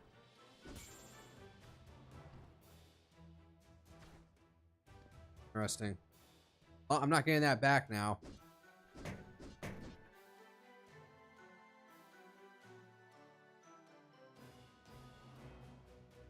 Yeah, so these graphics are so... This is a recent thing. This isn't like something old at all. Or maybe this is a revival of something that happened. Maybe Beholgar 1 came out a long time ago, and this is a actual successor. Rolling. And that's a save. So I have touched this, but I haven't advanced too far. Save.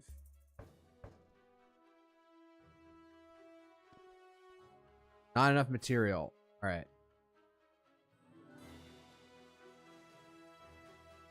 Your Eminence, as per your command, we continue to spread fear among the living. They are all slowly rotting away in the dungeons. We have finally captured the blacksmith. Rumor has it that that some barbarian scum is looking for him. Do not worry. We've placed a loyal executioner at his side. There's no way he leaves this palace alive. What was that? What was the name? Dungeon Keeper Yehul. Yul.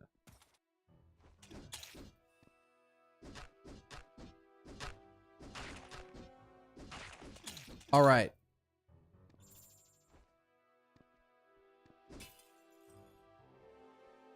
Oh man, they just straight up got me there. I did not like. I just tanked the damage from whatever those like.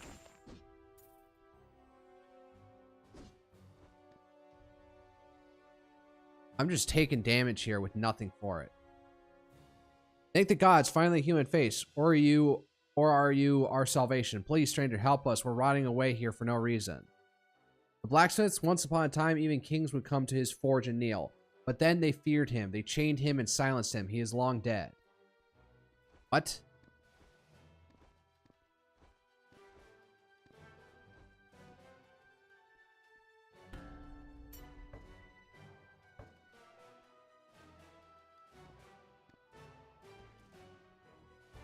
No health reload when I save, unfortunately.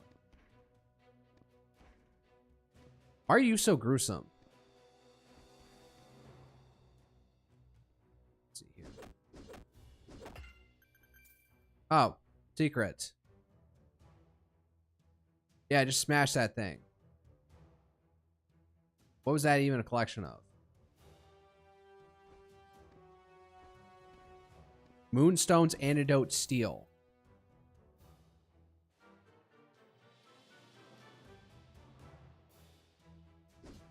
Map. Okay.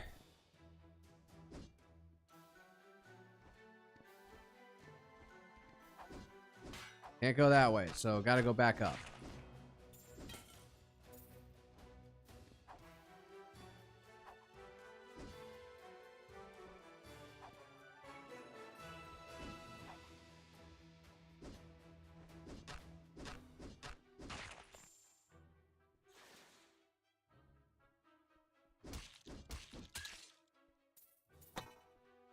Oh, shit.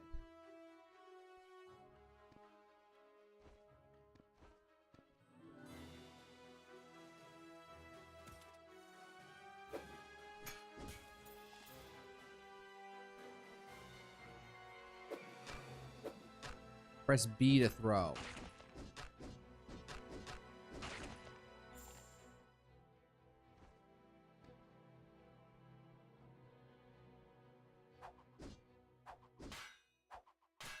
Anything special to this pillar? I'm guessing not.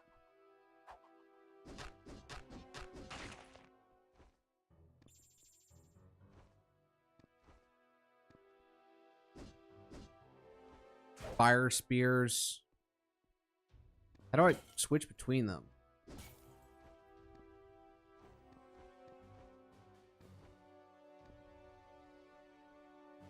How do I get up here, though? That's a question. I don't know what it is, but there's an uncomfortable way that I'm sitting. I don't know if it's just because I just ate. Save. There's no penalty for saving, I guess.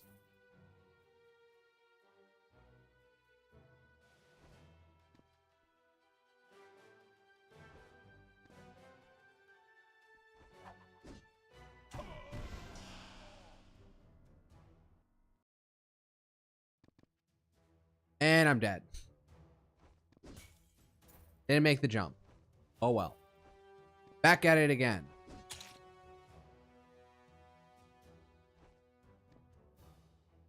That's supposed to be a bat or...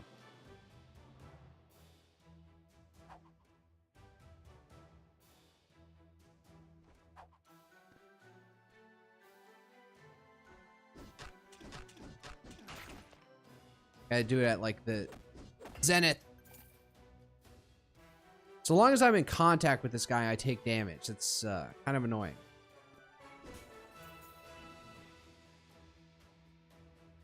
I swear even this music is Conan-esque. It's kind of annoyingly repetitive at this point. Press the button just before the enemy attacks hits you, perform a parry. Oh, now we're just getting to that? I already figured that out, more or less. Oh. It works on, like, elemental stuff. Oh, what the fuck?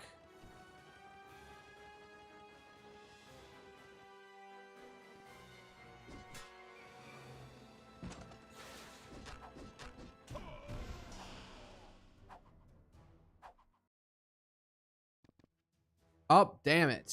The bat got me. I swear it's like, in my mind, it's a giant, like, butterfly.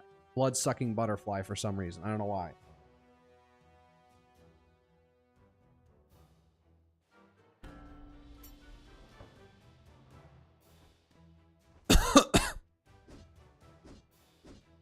I don't think my mic picked up me absolutely slurping down that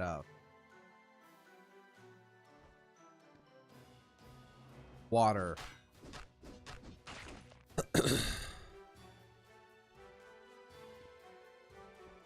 There, I was not rubbing cheeks with him there. Don't care. I know how to parry.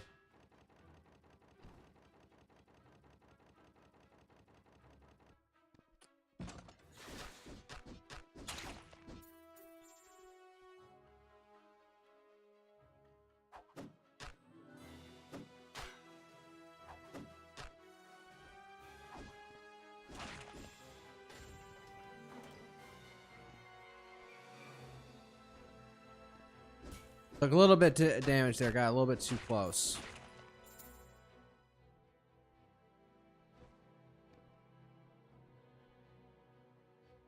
Right. Make it.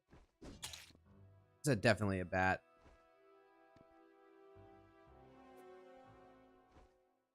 Not gonna get that coin though.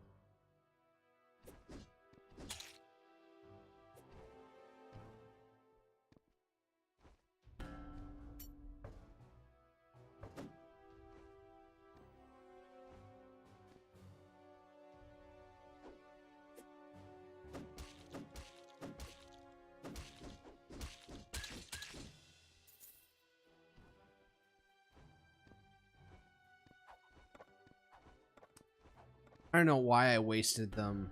Well, I guess I weakened them to an extent. Uh-oh. Might not be able to get back now. Where the heck even am I? Another save station. A whole other thing up there I probably should have looked at. Do more exploring over here. Arc.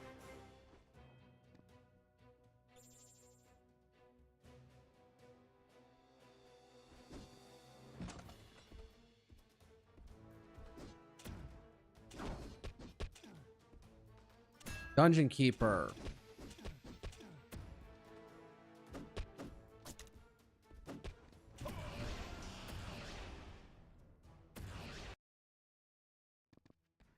And I'm dead. All right. Oh, this is gonna be like Dark Souls fighting fighting boss right now. All right.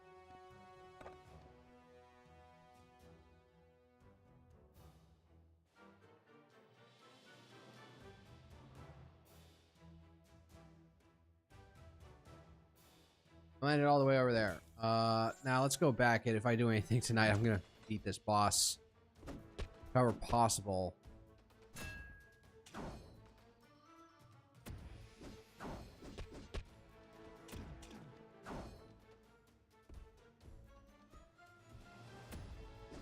Can I jump over this guy without taking damage?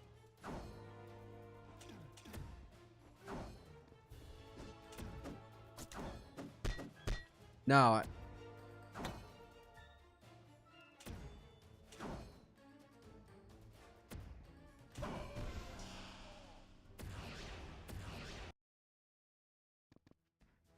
And I'm dead. All right, I gotta figure out what the trick with this guy is.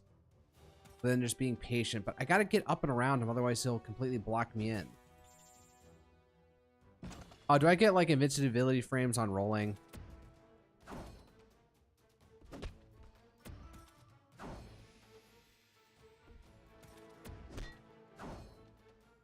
Oh, so I can just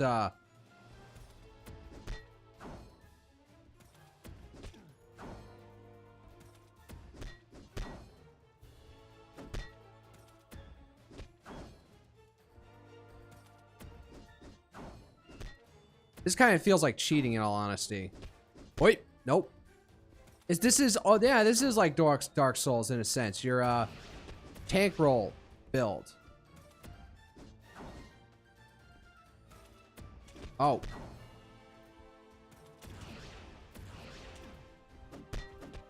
Oops, I'm making contact with him. I'm not supposed to do that.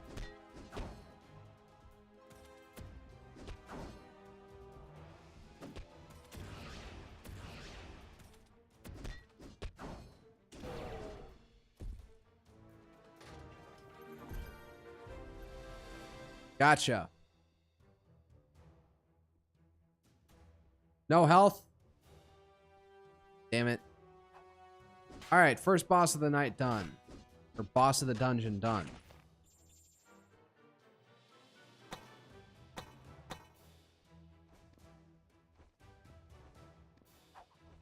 I have no other weapon. Oh, shit. I didn't save, so I'm not sure that auto saves.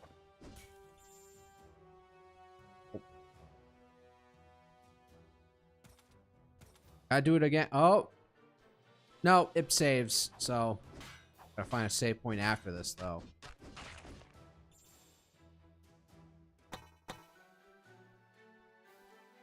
Right. You have no other weapon. Was I supposed to come from a different direction here? So you're Beholgar, aren't you? The slayer of the sorceress Hagma. Hagma. That's another name for Tenma. I heard the guards talking. You've been searching everywhere for me. You want the Sword of Destruction, but it's not a weapon forged with simple fire. First, you must find the Shadow Crystal. All right, find another MacGuffin.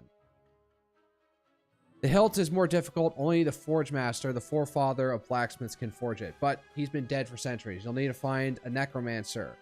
So your path is long and dark. Are you willing to risk death, son of Beotor? Very well, as you say. Give me an option to say yes. The cell key should be somewhere upstairs. All right, we're about to bust his ass out of here.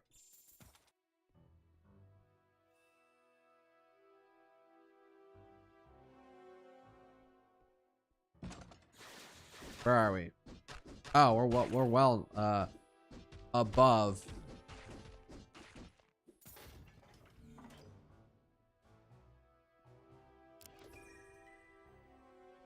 All right, now we got lizard men. Also Conan-esque, or more Cole the Conqueror-esque. Got one cell key. Oh, and battle axe.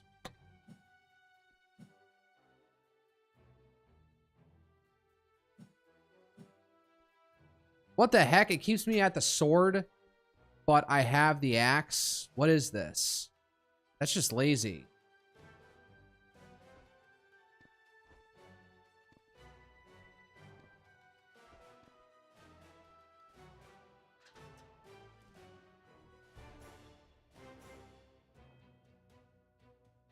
Oh, used it.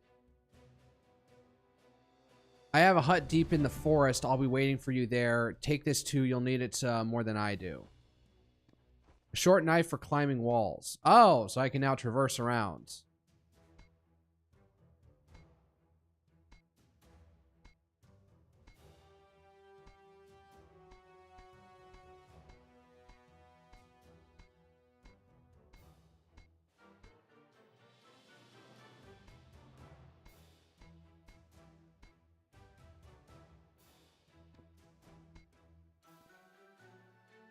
It's not gonna let me out here, is it? What the hell is this window for? What's that grating there for? You got anything for me? All right, fine. So,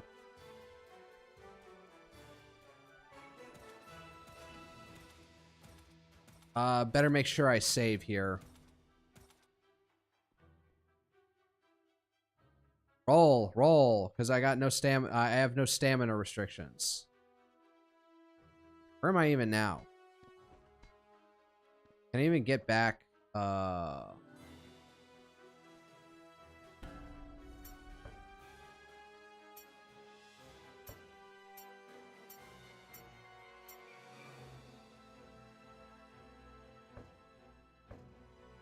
have enough golds? I need steel. I need to collect steel.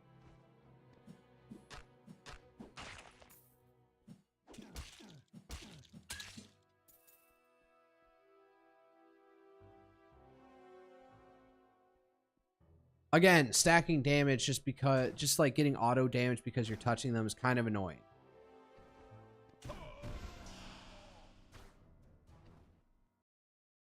Just kill me. By Conan, I mean Beholgar, son of Beotor.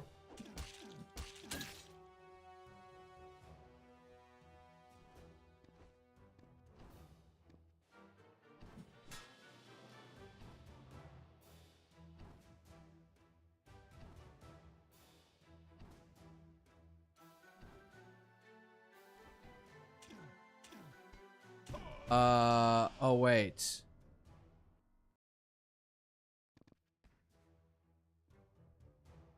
I could ride this wall, the wall of that moving block.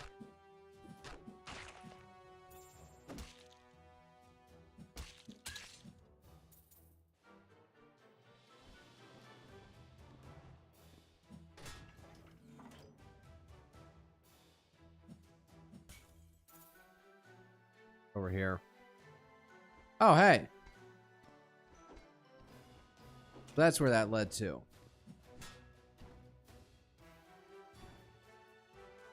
Oh my god.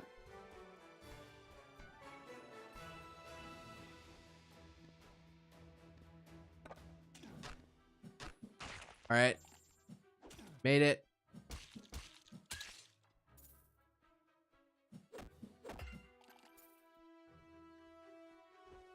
Pushing my health right now. Up, and there's some food. Thank you.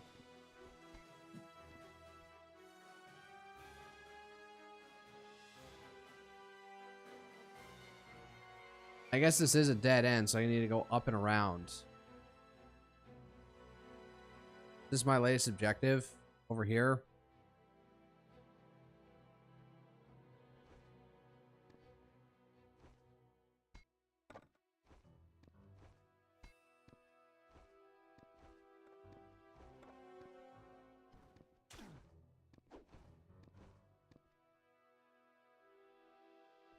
Ah, motherfucker.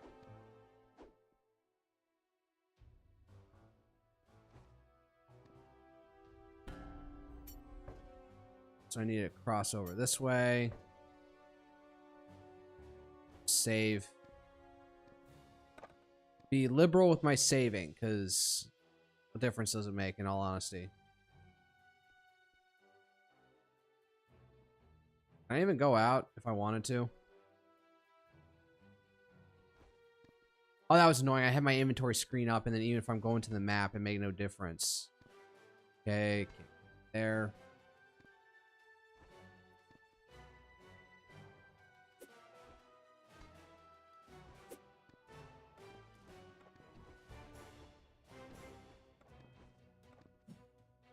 All right, move, move, move.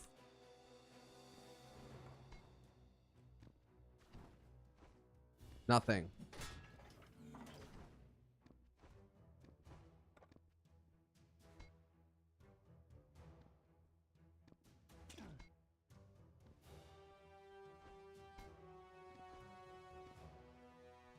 God damn it, I'm nearly dead.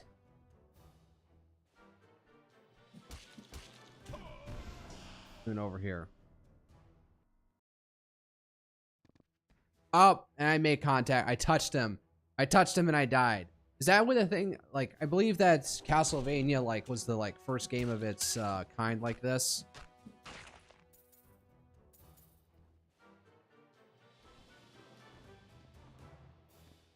Did they have, like, instant damage on contact? Like that?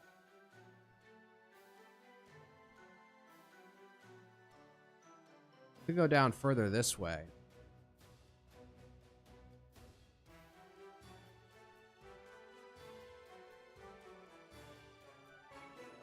Or exploring over here.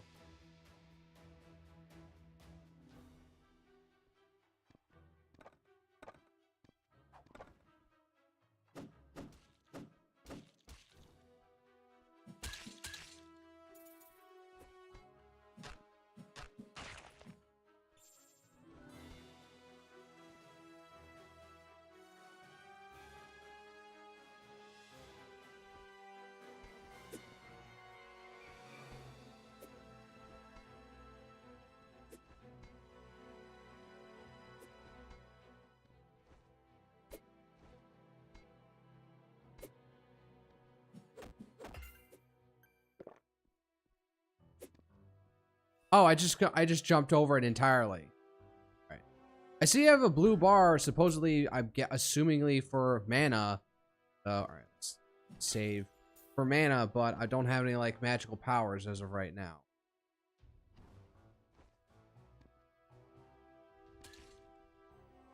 Down there, special.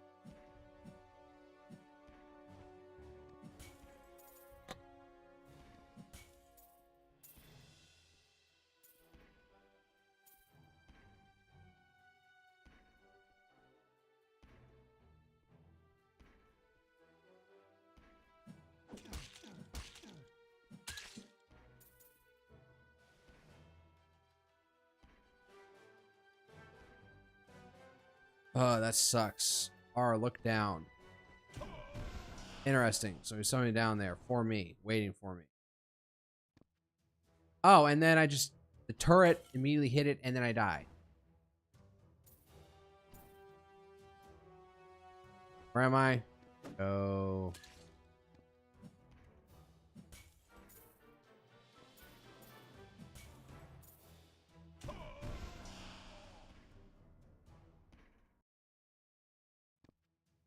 Oh, instant. Oh, I'm dumb. I didn't time that right. Fuck.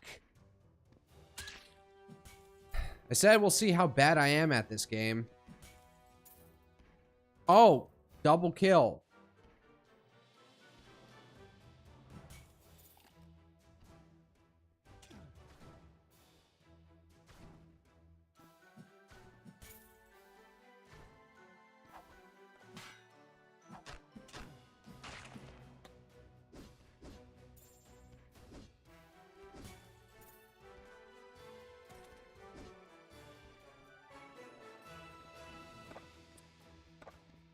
No special, no secret room there.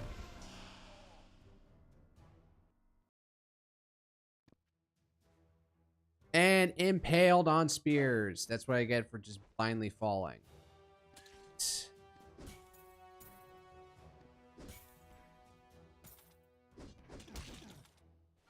Yeah, so doing that like fall through the floor thing is kind of tricky.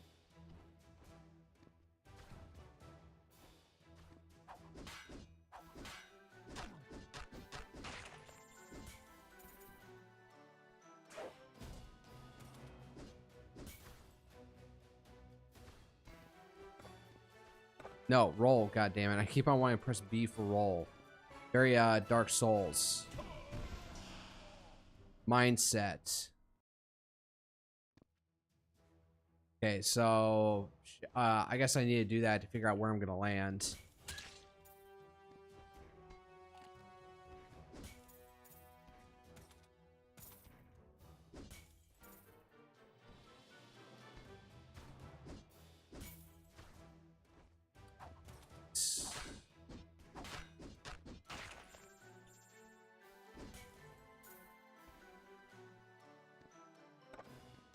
I don't know what's the notable difference between the sword and the Oh, well, there's a landing spot. I can use it. Okay, here.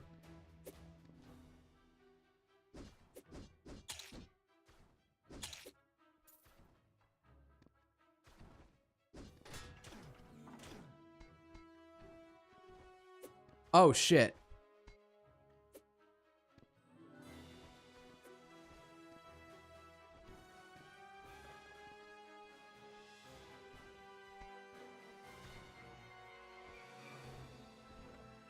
All right, now that's open. It's the flame ball.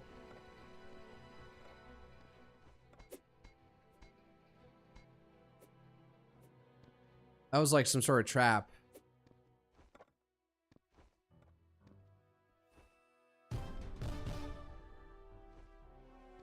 I'm totally winging it right now. Thrown weapon capacity increased to 10.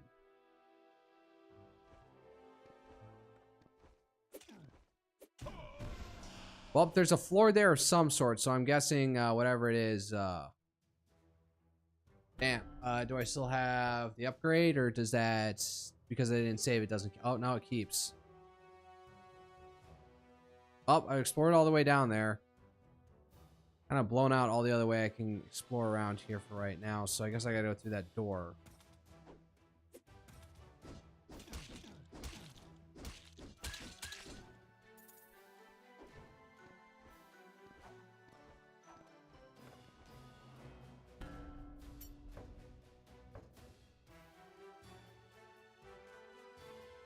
Save, so I'm not, don't have to go through that again.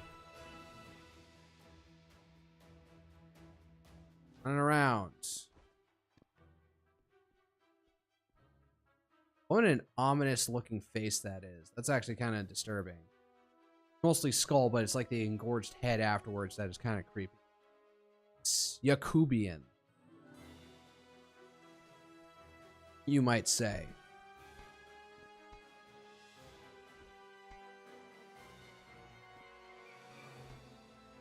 Oh, we're not falling down there. Not today.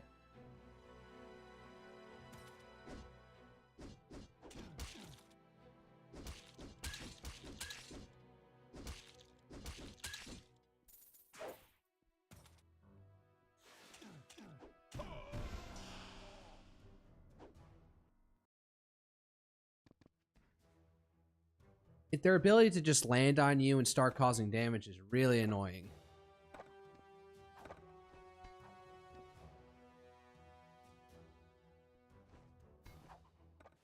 Wait, let me guess. I went the wrong way. Yep.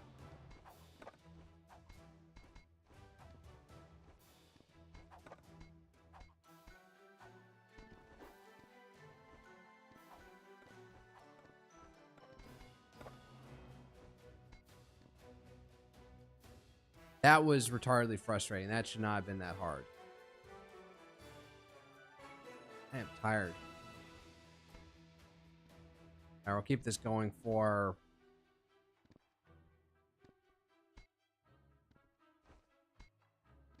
Another 45 minutes.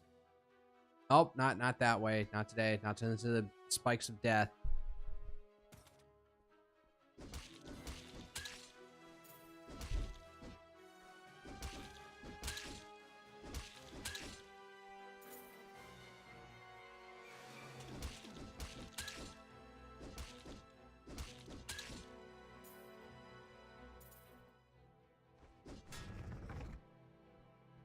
You have to get up close to them because if they jump on you, then they can hurt you. Oh, is this the forest that he spoke that the smith spoke of? Deep forest. Wow, so we made it out of a dungeon. All right, so it's not going to be the game's not solely set in the dungeon.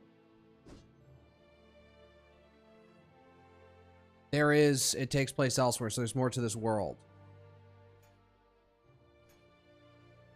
More melancholic, but I guess a little bit more upbeat music than before. Not melancholic, but grandiose music, uplifting music. I never thought I'd forge a sword again. Thanks to you, I was rescued from that dark pit. I'm grateful. Please accept this gift. When your blue bar is full, hold X to melee to use rage power. Oh, yeah, rage power. How blunt? That's what it always is. Rage mode. Every game has it. Was Devil Trigger and Devil May Cry the first iteration of that power? If you got any other weapons you want me to add special power to, bring them to me. Beator. You don't have this weapon. You don't have this weapon.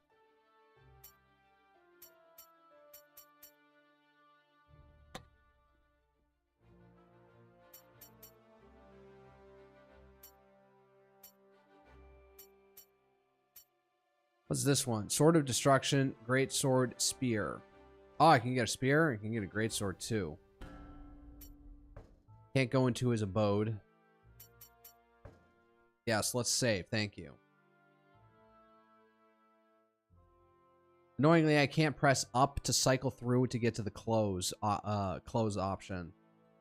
When your blue rage bar is full, you can use your special power of your weapon with the enchantments you get from the blacksmith. Hold down the melee button to use it. Right.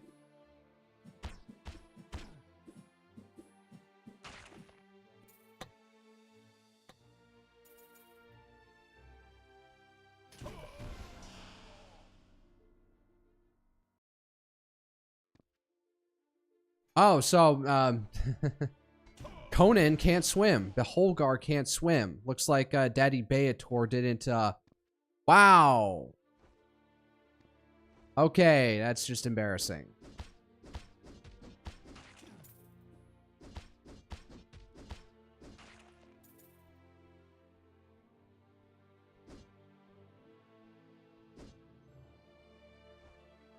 Can I destroy the statue, please? I don't like this guy.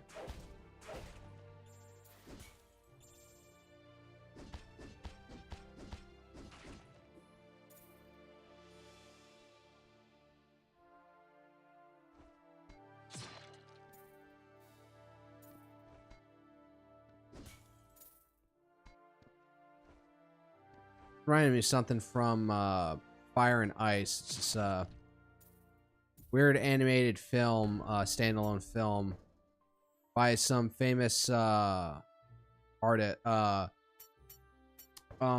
forget what his name was, but just call it Fire and Ice. It's an interesting sword and sorcery sort of game. Not game, movie, animated movie, like Rotoscope. Almost. I don't know. That's actually the animation style that they used or technique. God damn it. Why did I dropped right into that thing. It's just like, oh, there's a level down there. Nope, it's just spiky thorns to kill you. So I can preempt that guy from...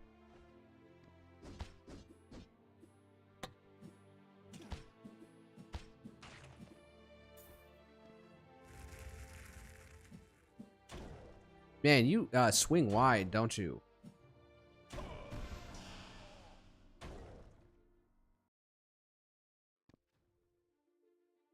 Oh, can you just send like ranged attacks at me? Is that what happens? gonna deal with the guy up top there.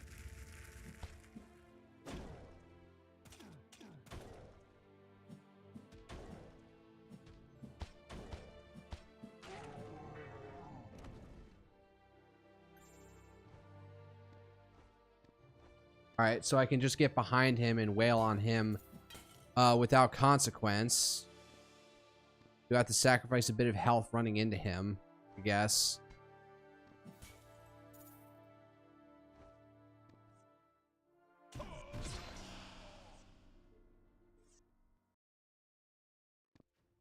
Oh, man. Oh, that just straight up killed me. I was thinking just like, that's going to hit my hitbox. That's going to hit my hitbox. It did hit my hitbox. I stood there and took it anyways. Okay, so that guy can still, like, power through. So, looks like the lizardmen, you do have to parry them at least once.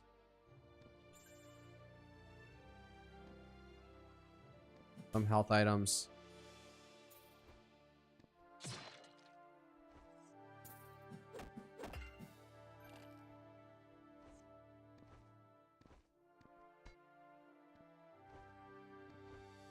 Back to full health. Nope. Oh, shit. I was just thinking, oh, there's something beneath me. No, there isn't, dumbass. Stop thinking that. Anytime you could fall, just assume that it'll kill you. That's what I need to go with here.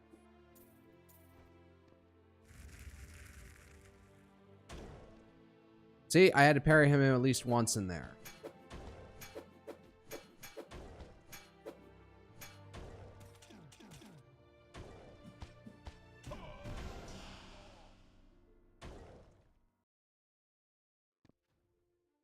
God damn. All right, what is the most optimal way? What is the way to beat this guy then? Jump over him and get to the one side?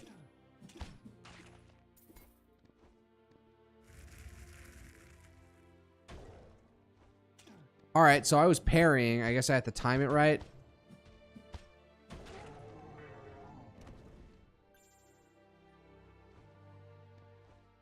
You're incapable of turning around? All right. That's just poor design. Whoever the Dark Lord is, you know, ability to giving his creatures the ability to turn around to face their enemy. Kind of seems like a bit of an oversight.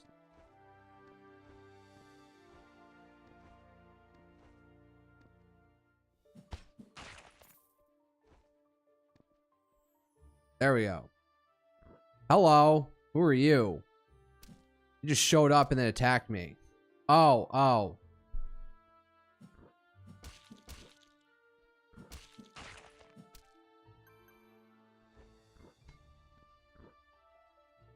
I can just smack the whatchamacallit.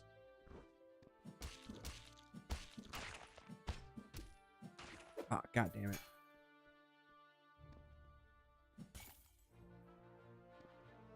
He nearly got me there. He nearly was able to get a swing at me.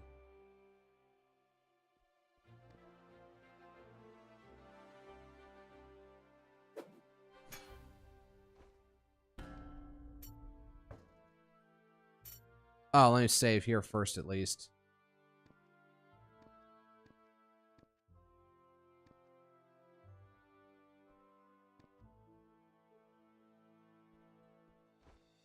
All right. Look, I guess, oh, shit.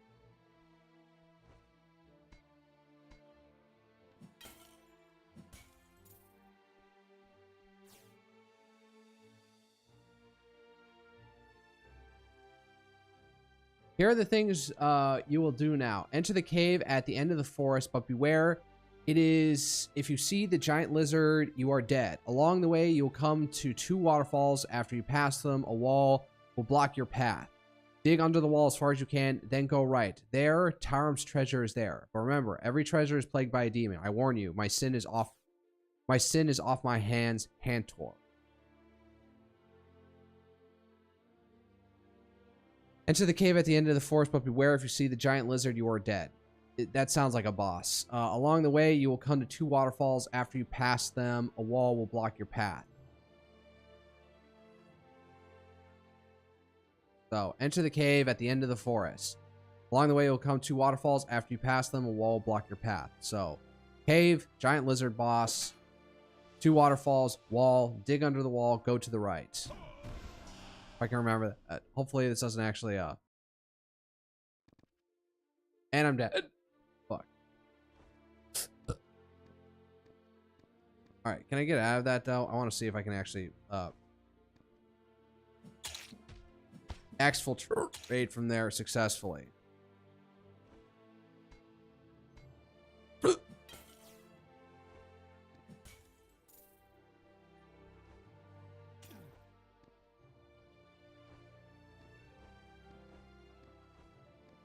Oh, well, it didn't kill me, but I didn't necessarily get all the gold out of there anyways.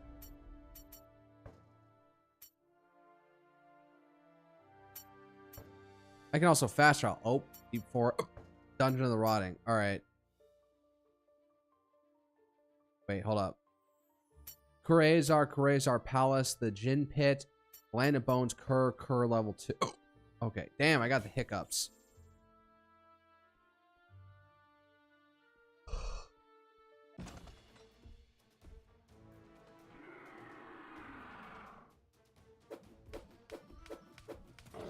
Giant killer monster. Okay.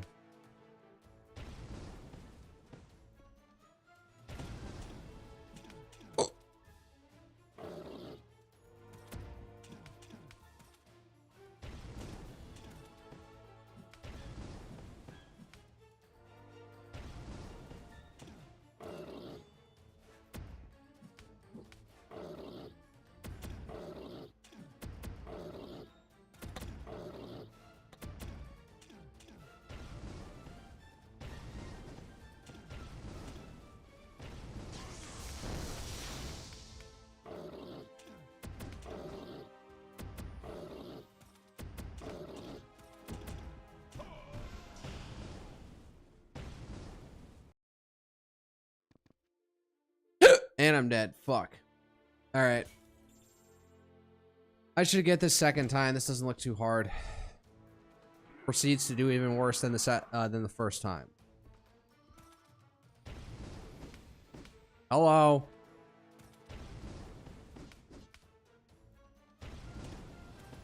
It's a little bit quicker to turn around though than the guy down in the dungeon.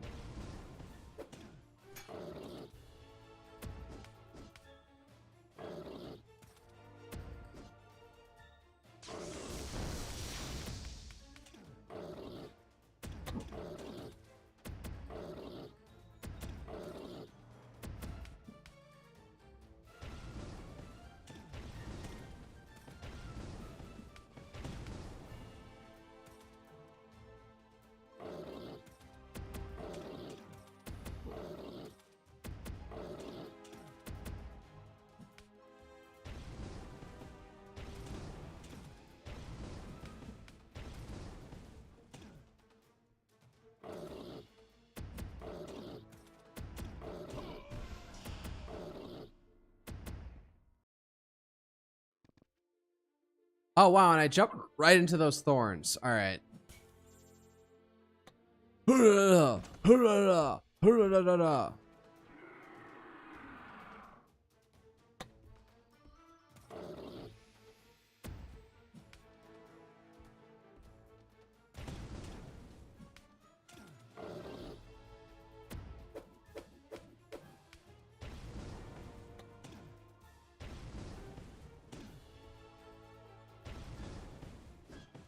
I walked right into that one.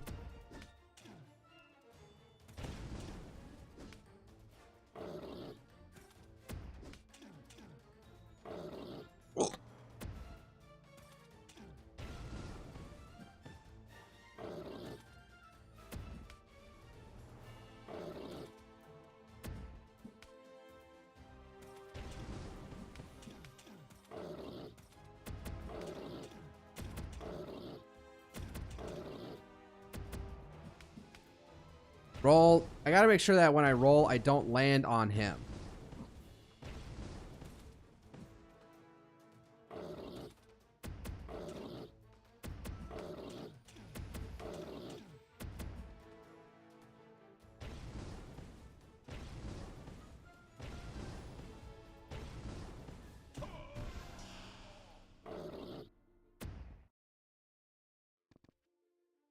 And the rock killed me. All right.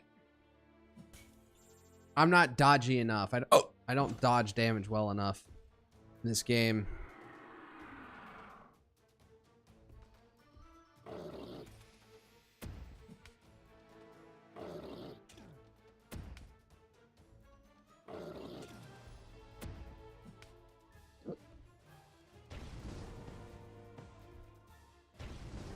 So I haven't took damage in that roll.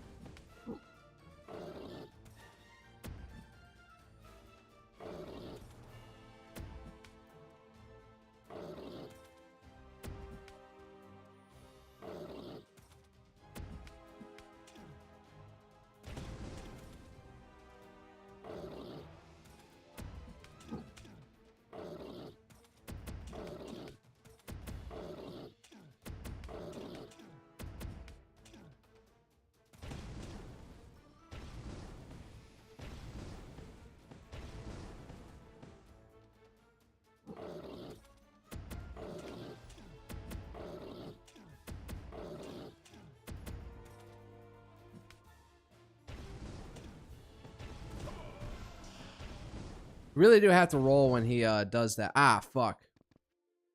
And I rolled right to that rock. All right, this is getting actually a little bit finicky.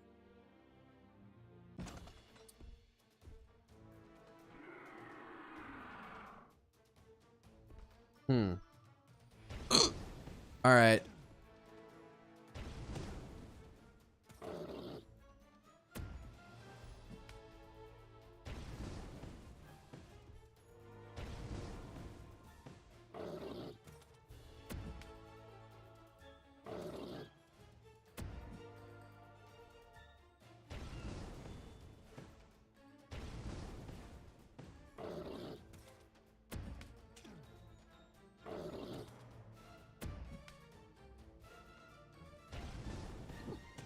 It's real Dark Soul hours in here, having to be patient.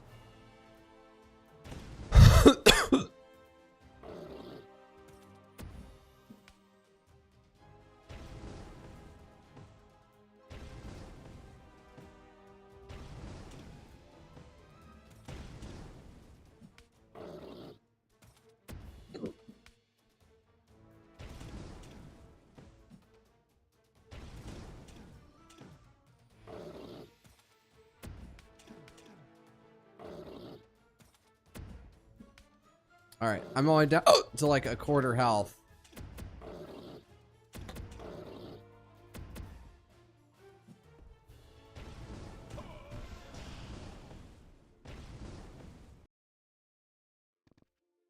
I was trying to charge up my Let's see if I can kill him with my rage mode, if at all possible. Oh, god damn, these hiccups. Just wasted those for no reason.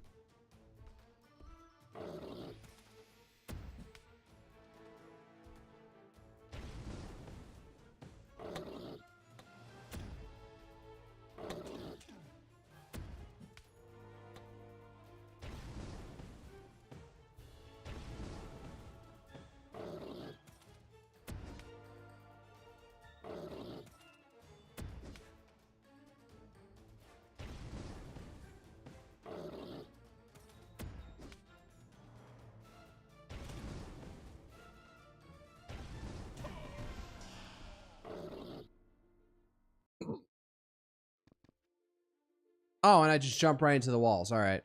Oh, I don't even. I mean, not even the top of my rage meter at this point. All right. Is this going to be the boss that breaks me for the night?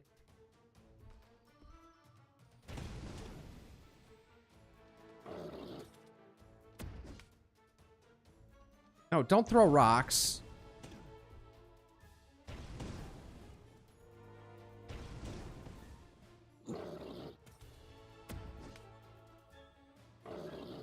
What am I doing?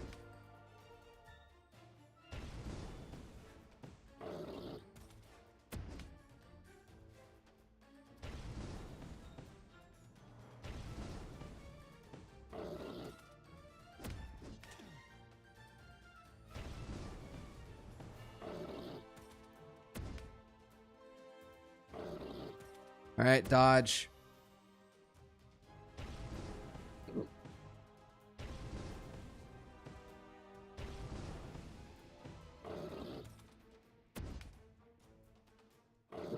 Three now.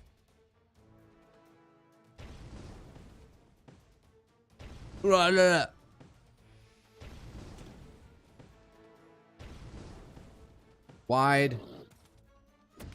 Ow. 4 times.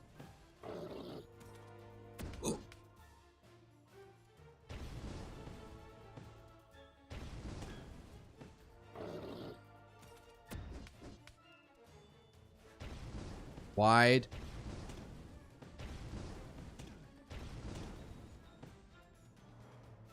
Fuck.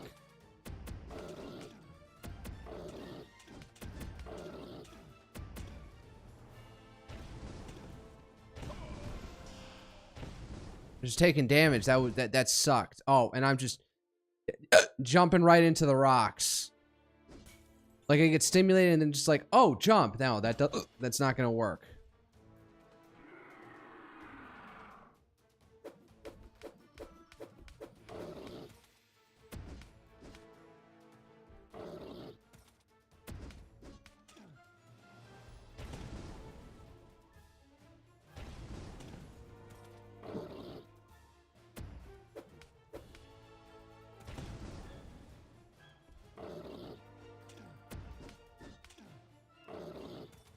Roll into the rocks. Don't dodge them. Roll into the rocks.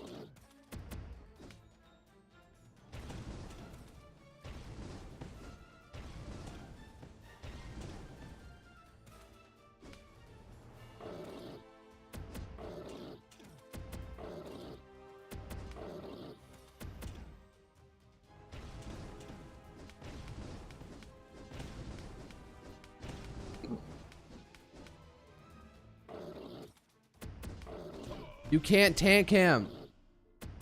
Holy shit, actually, maybe I can. Wow, holy shit. I could actually, like, get up close and do some damage. That was the closest I've come thus far. From tanking him like that.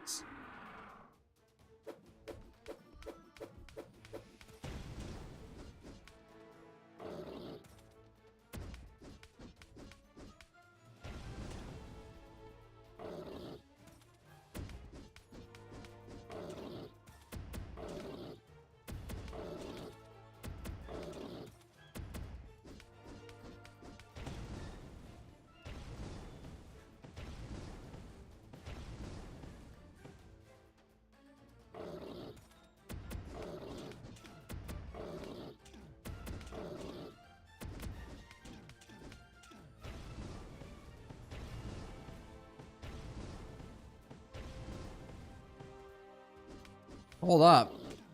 Actually being kind of aggressive is sort of paying off. Wow. All right. Wow. Instead, actually tanking it a bit and facing off and beating down on him actually was an effective tactic in the end. That is strange. Right there, that actually, instead of like piecemealing, is like standing up to him and taking some damage while I'm wailing on him was actually what brought me through to the end. I don't know if this, I don't know. Is there a difficulty setting?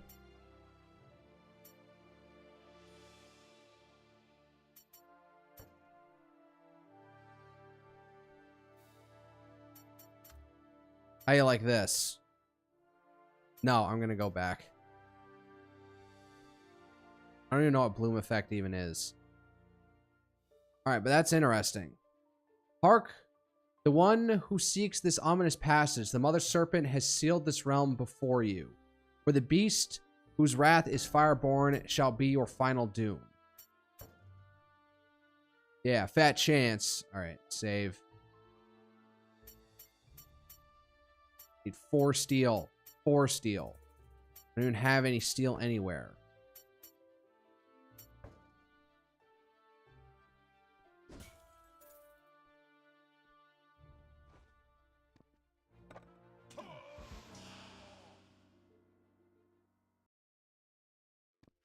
Oh, god damn. continue a little bit further and I call it a night. I got to do some meal prep, and I need to work on a cosplay project that I've been putting off all weekend. And I need to make serious like headway with this. I'm going to be ready by August.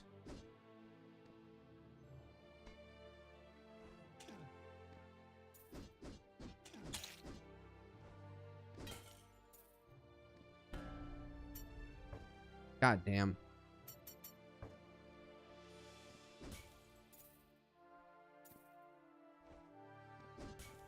Still the same music from the forest. No! Give me my coin. Give me my coin.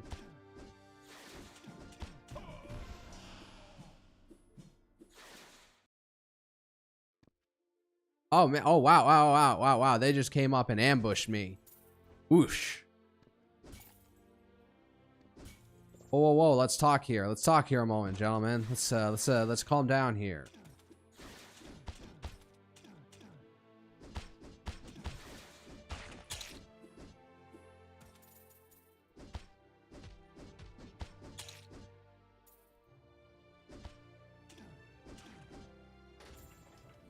Right, I survived. Wow, by the skin of my fucking teeth. Jesus. Spear. Can fight at a distance now, I guess. Oh man, that has got some reach to it.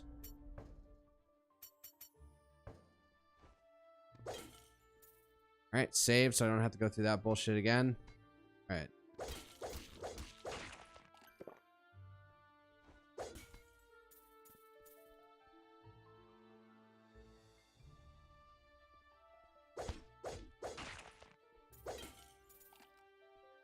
I'll continue up.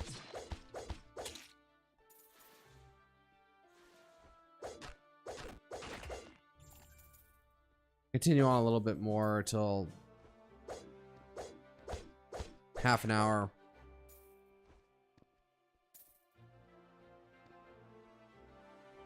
Oh, he wasn't giving me shit. All right, who the heck are these bozos? They're not lizard guys. They're not walking skeletons.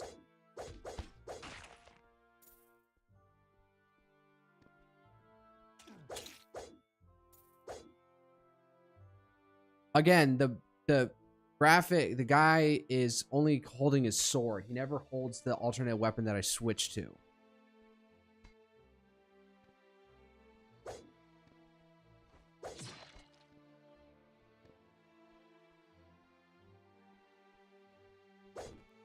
Did I get that coin? Oh, wait. 2 waterfalls. And a wall that is sealed. It's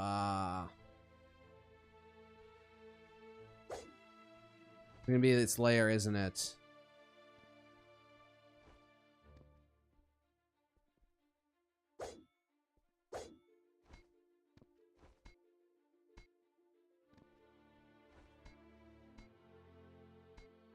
Haven't summoned it out yet? What the fuck?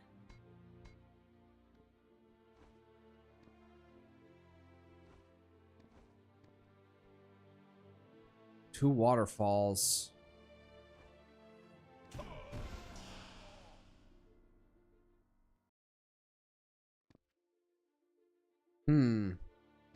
Maybe I'm just gonna have some sort of tool that I have to get.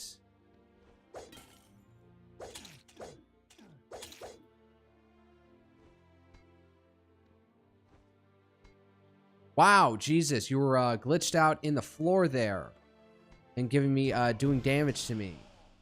Really, really fair. Life's not fair. I have flame spears and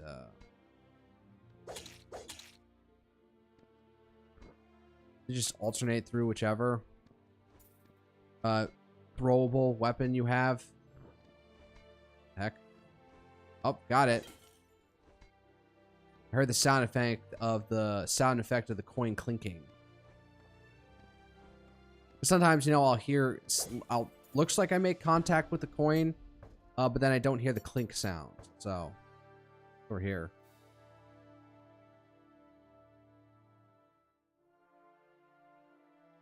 Oh, I've gone like full circle for a moment.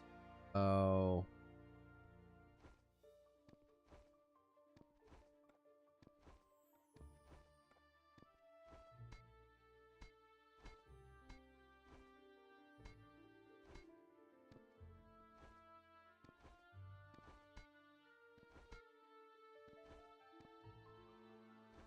Hey, wait a second. Was that secret location in there anywhere?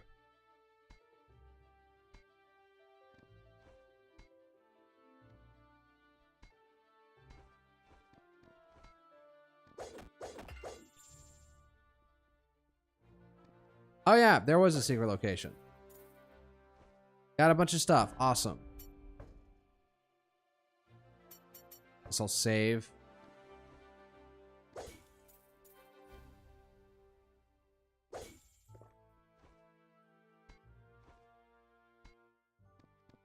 We need to go down and to the left.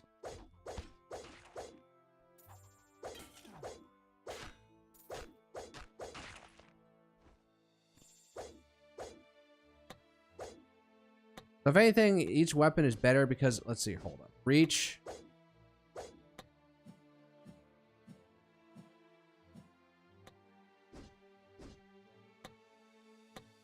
Does the axe have much better swing circle than the...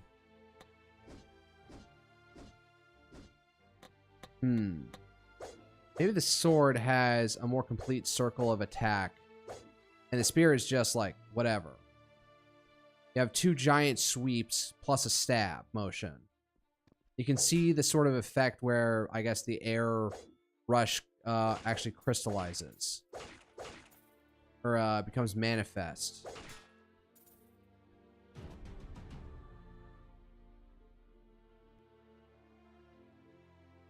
You found a magic cloak. You can now dash forward while in the air. Oh.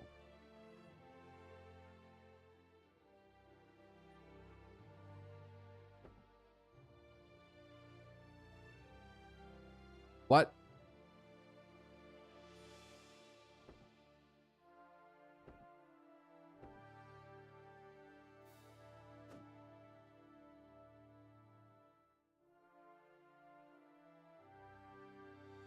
Oh man, I glitched out. Man, this game is buggy, in all honesty.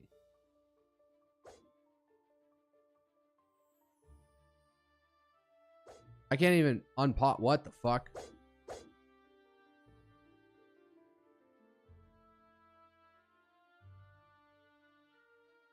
I can't pause. I can't. Wow, I am hard glitched here.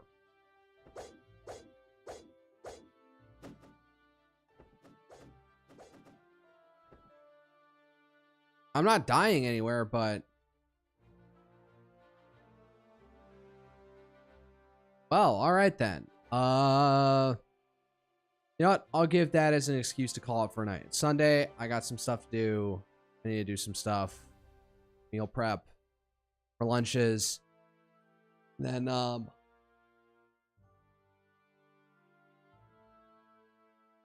yeah. And then go to sleep before work. So, you know, things should be calming down now since CDR is over. And I have other things I need to do.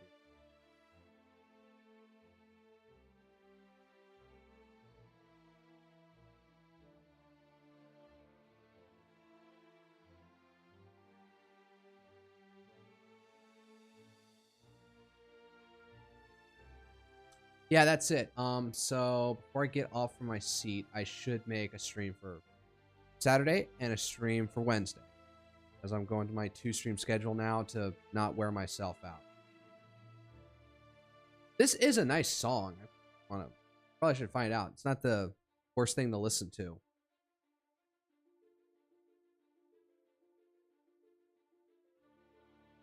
I don't know, this violin part in here is making me think of the Spider-Man theme from the Sam Raimi trilogy with starring Tobey Maguire.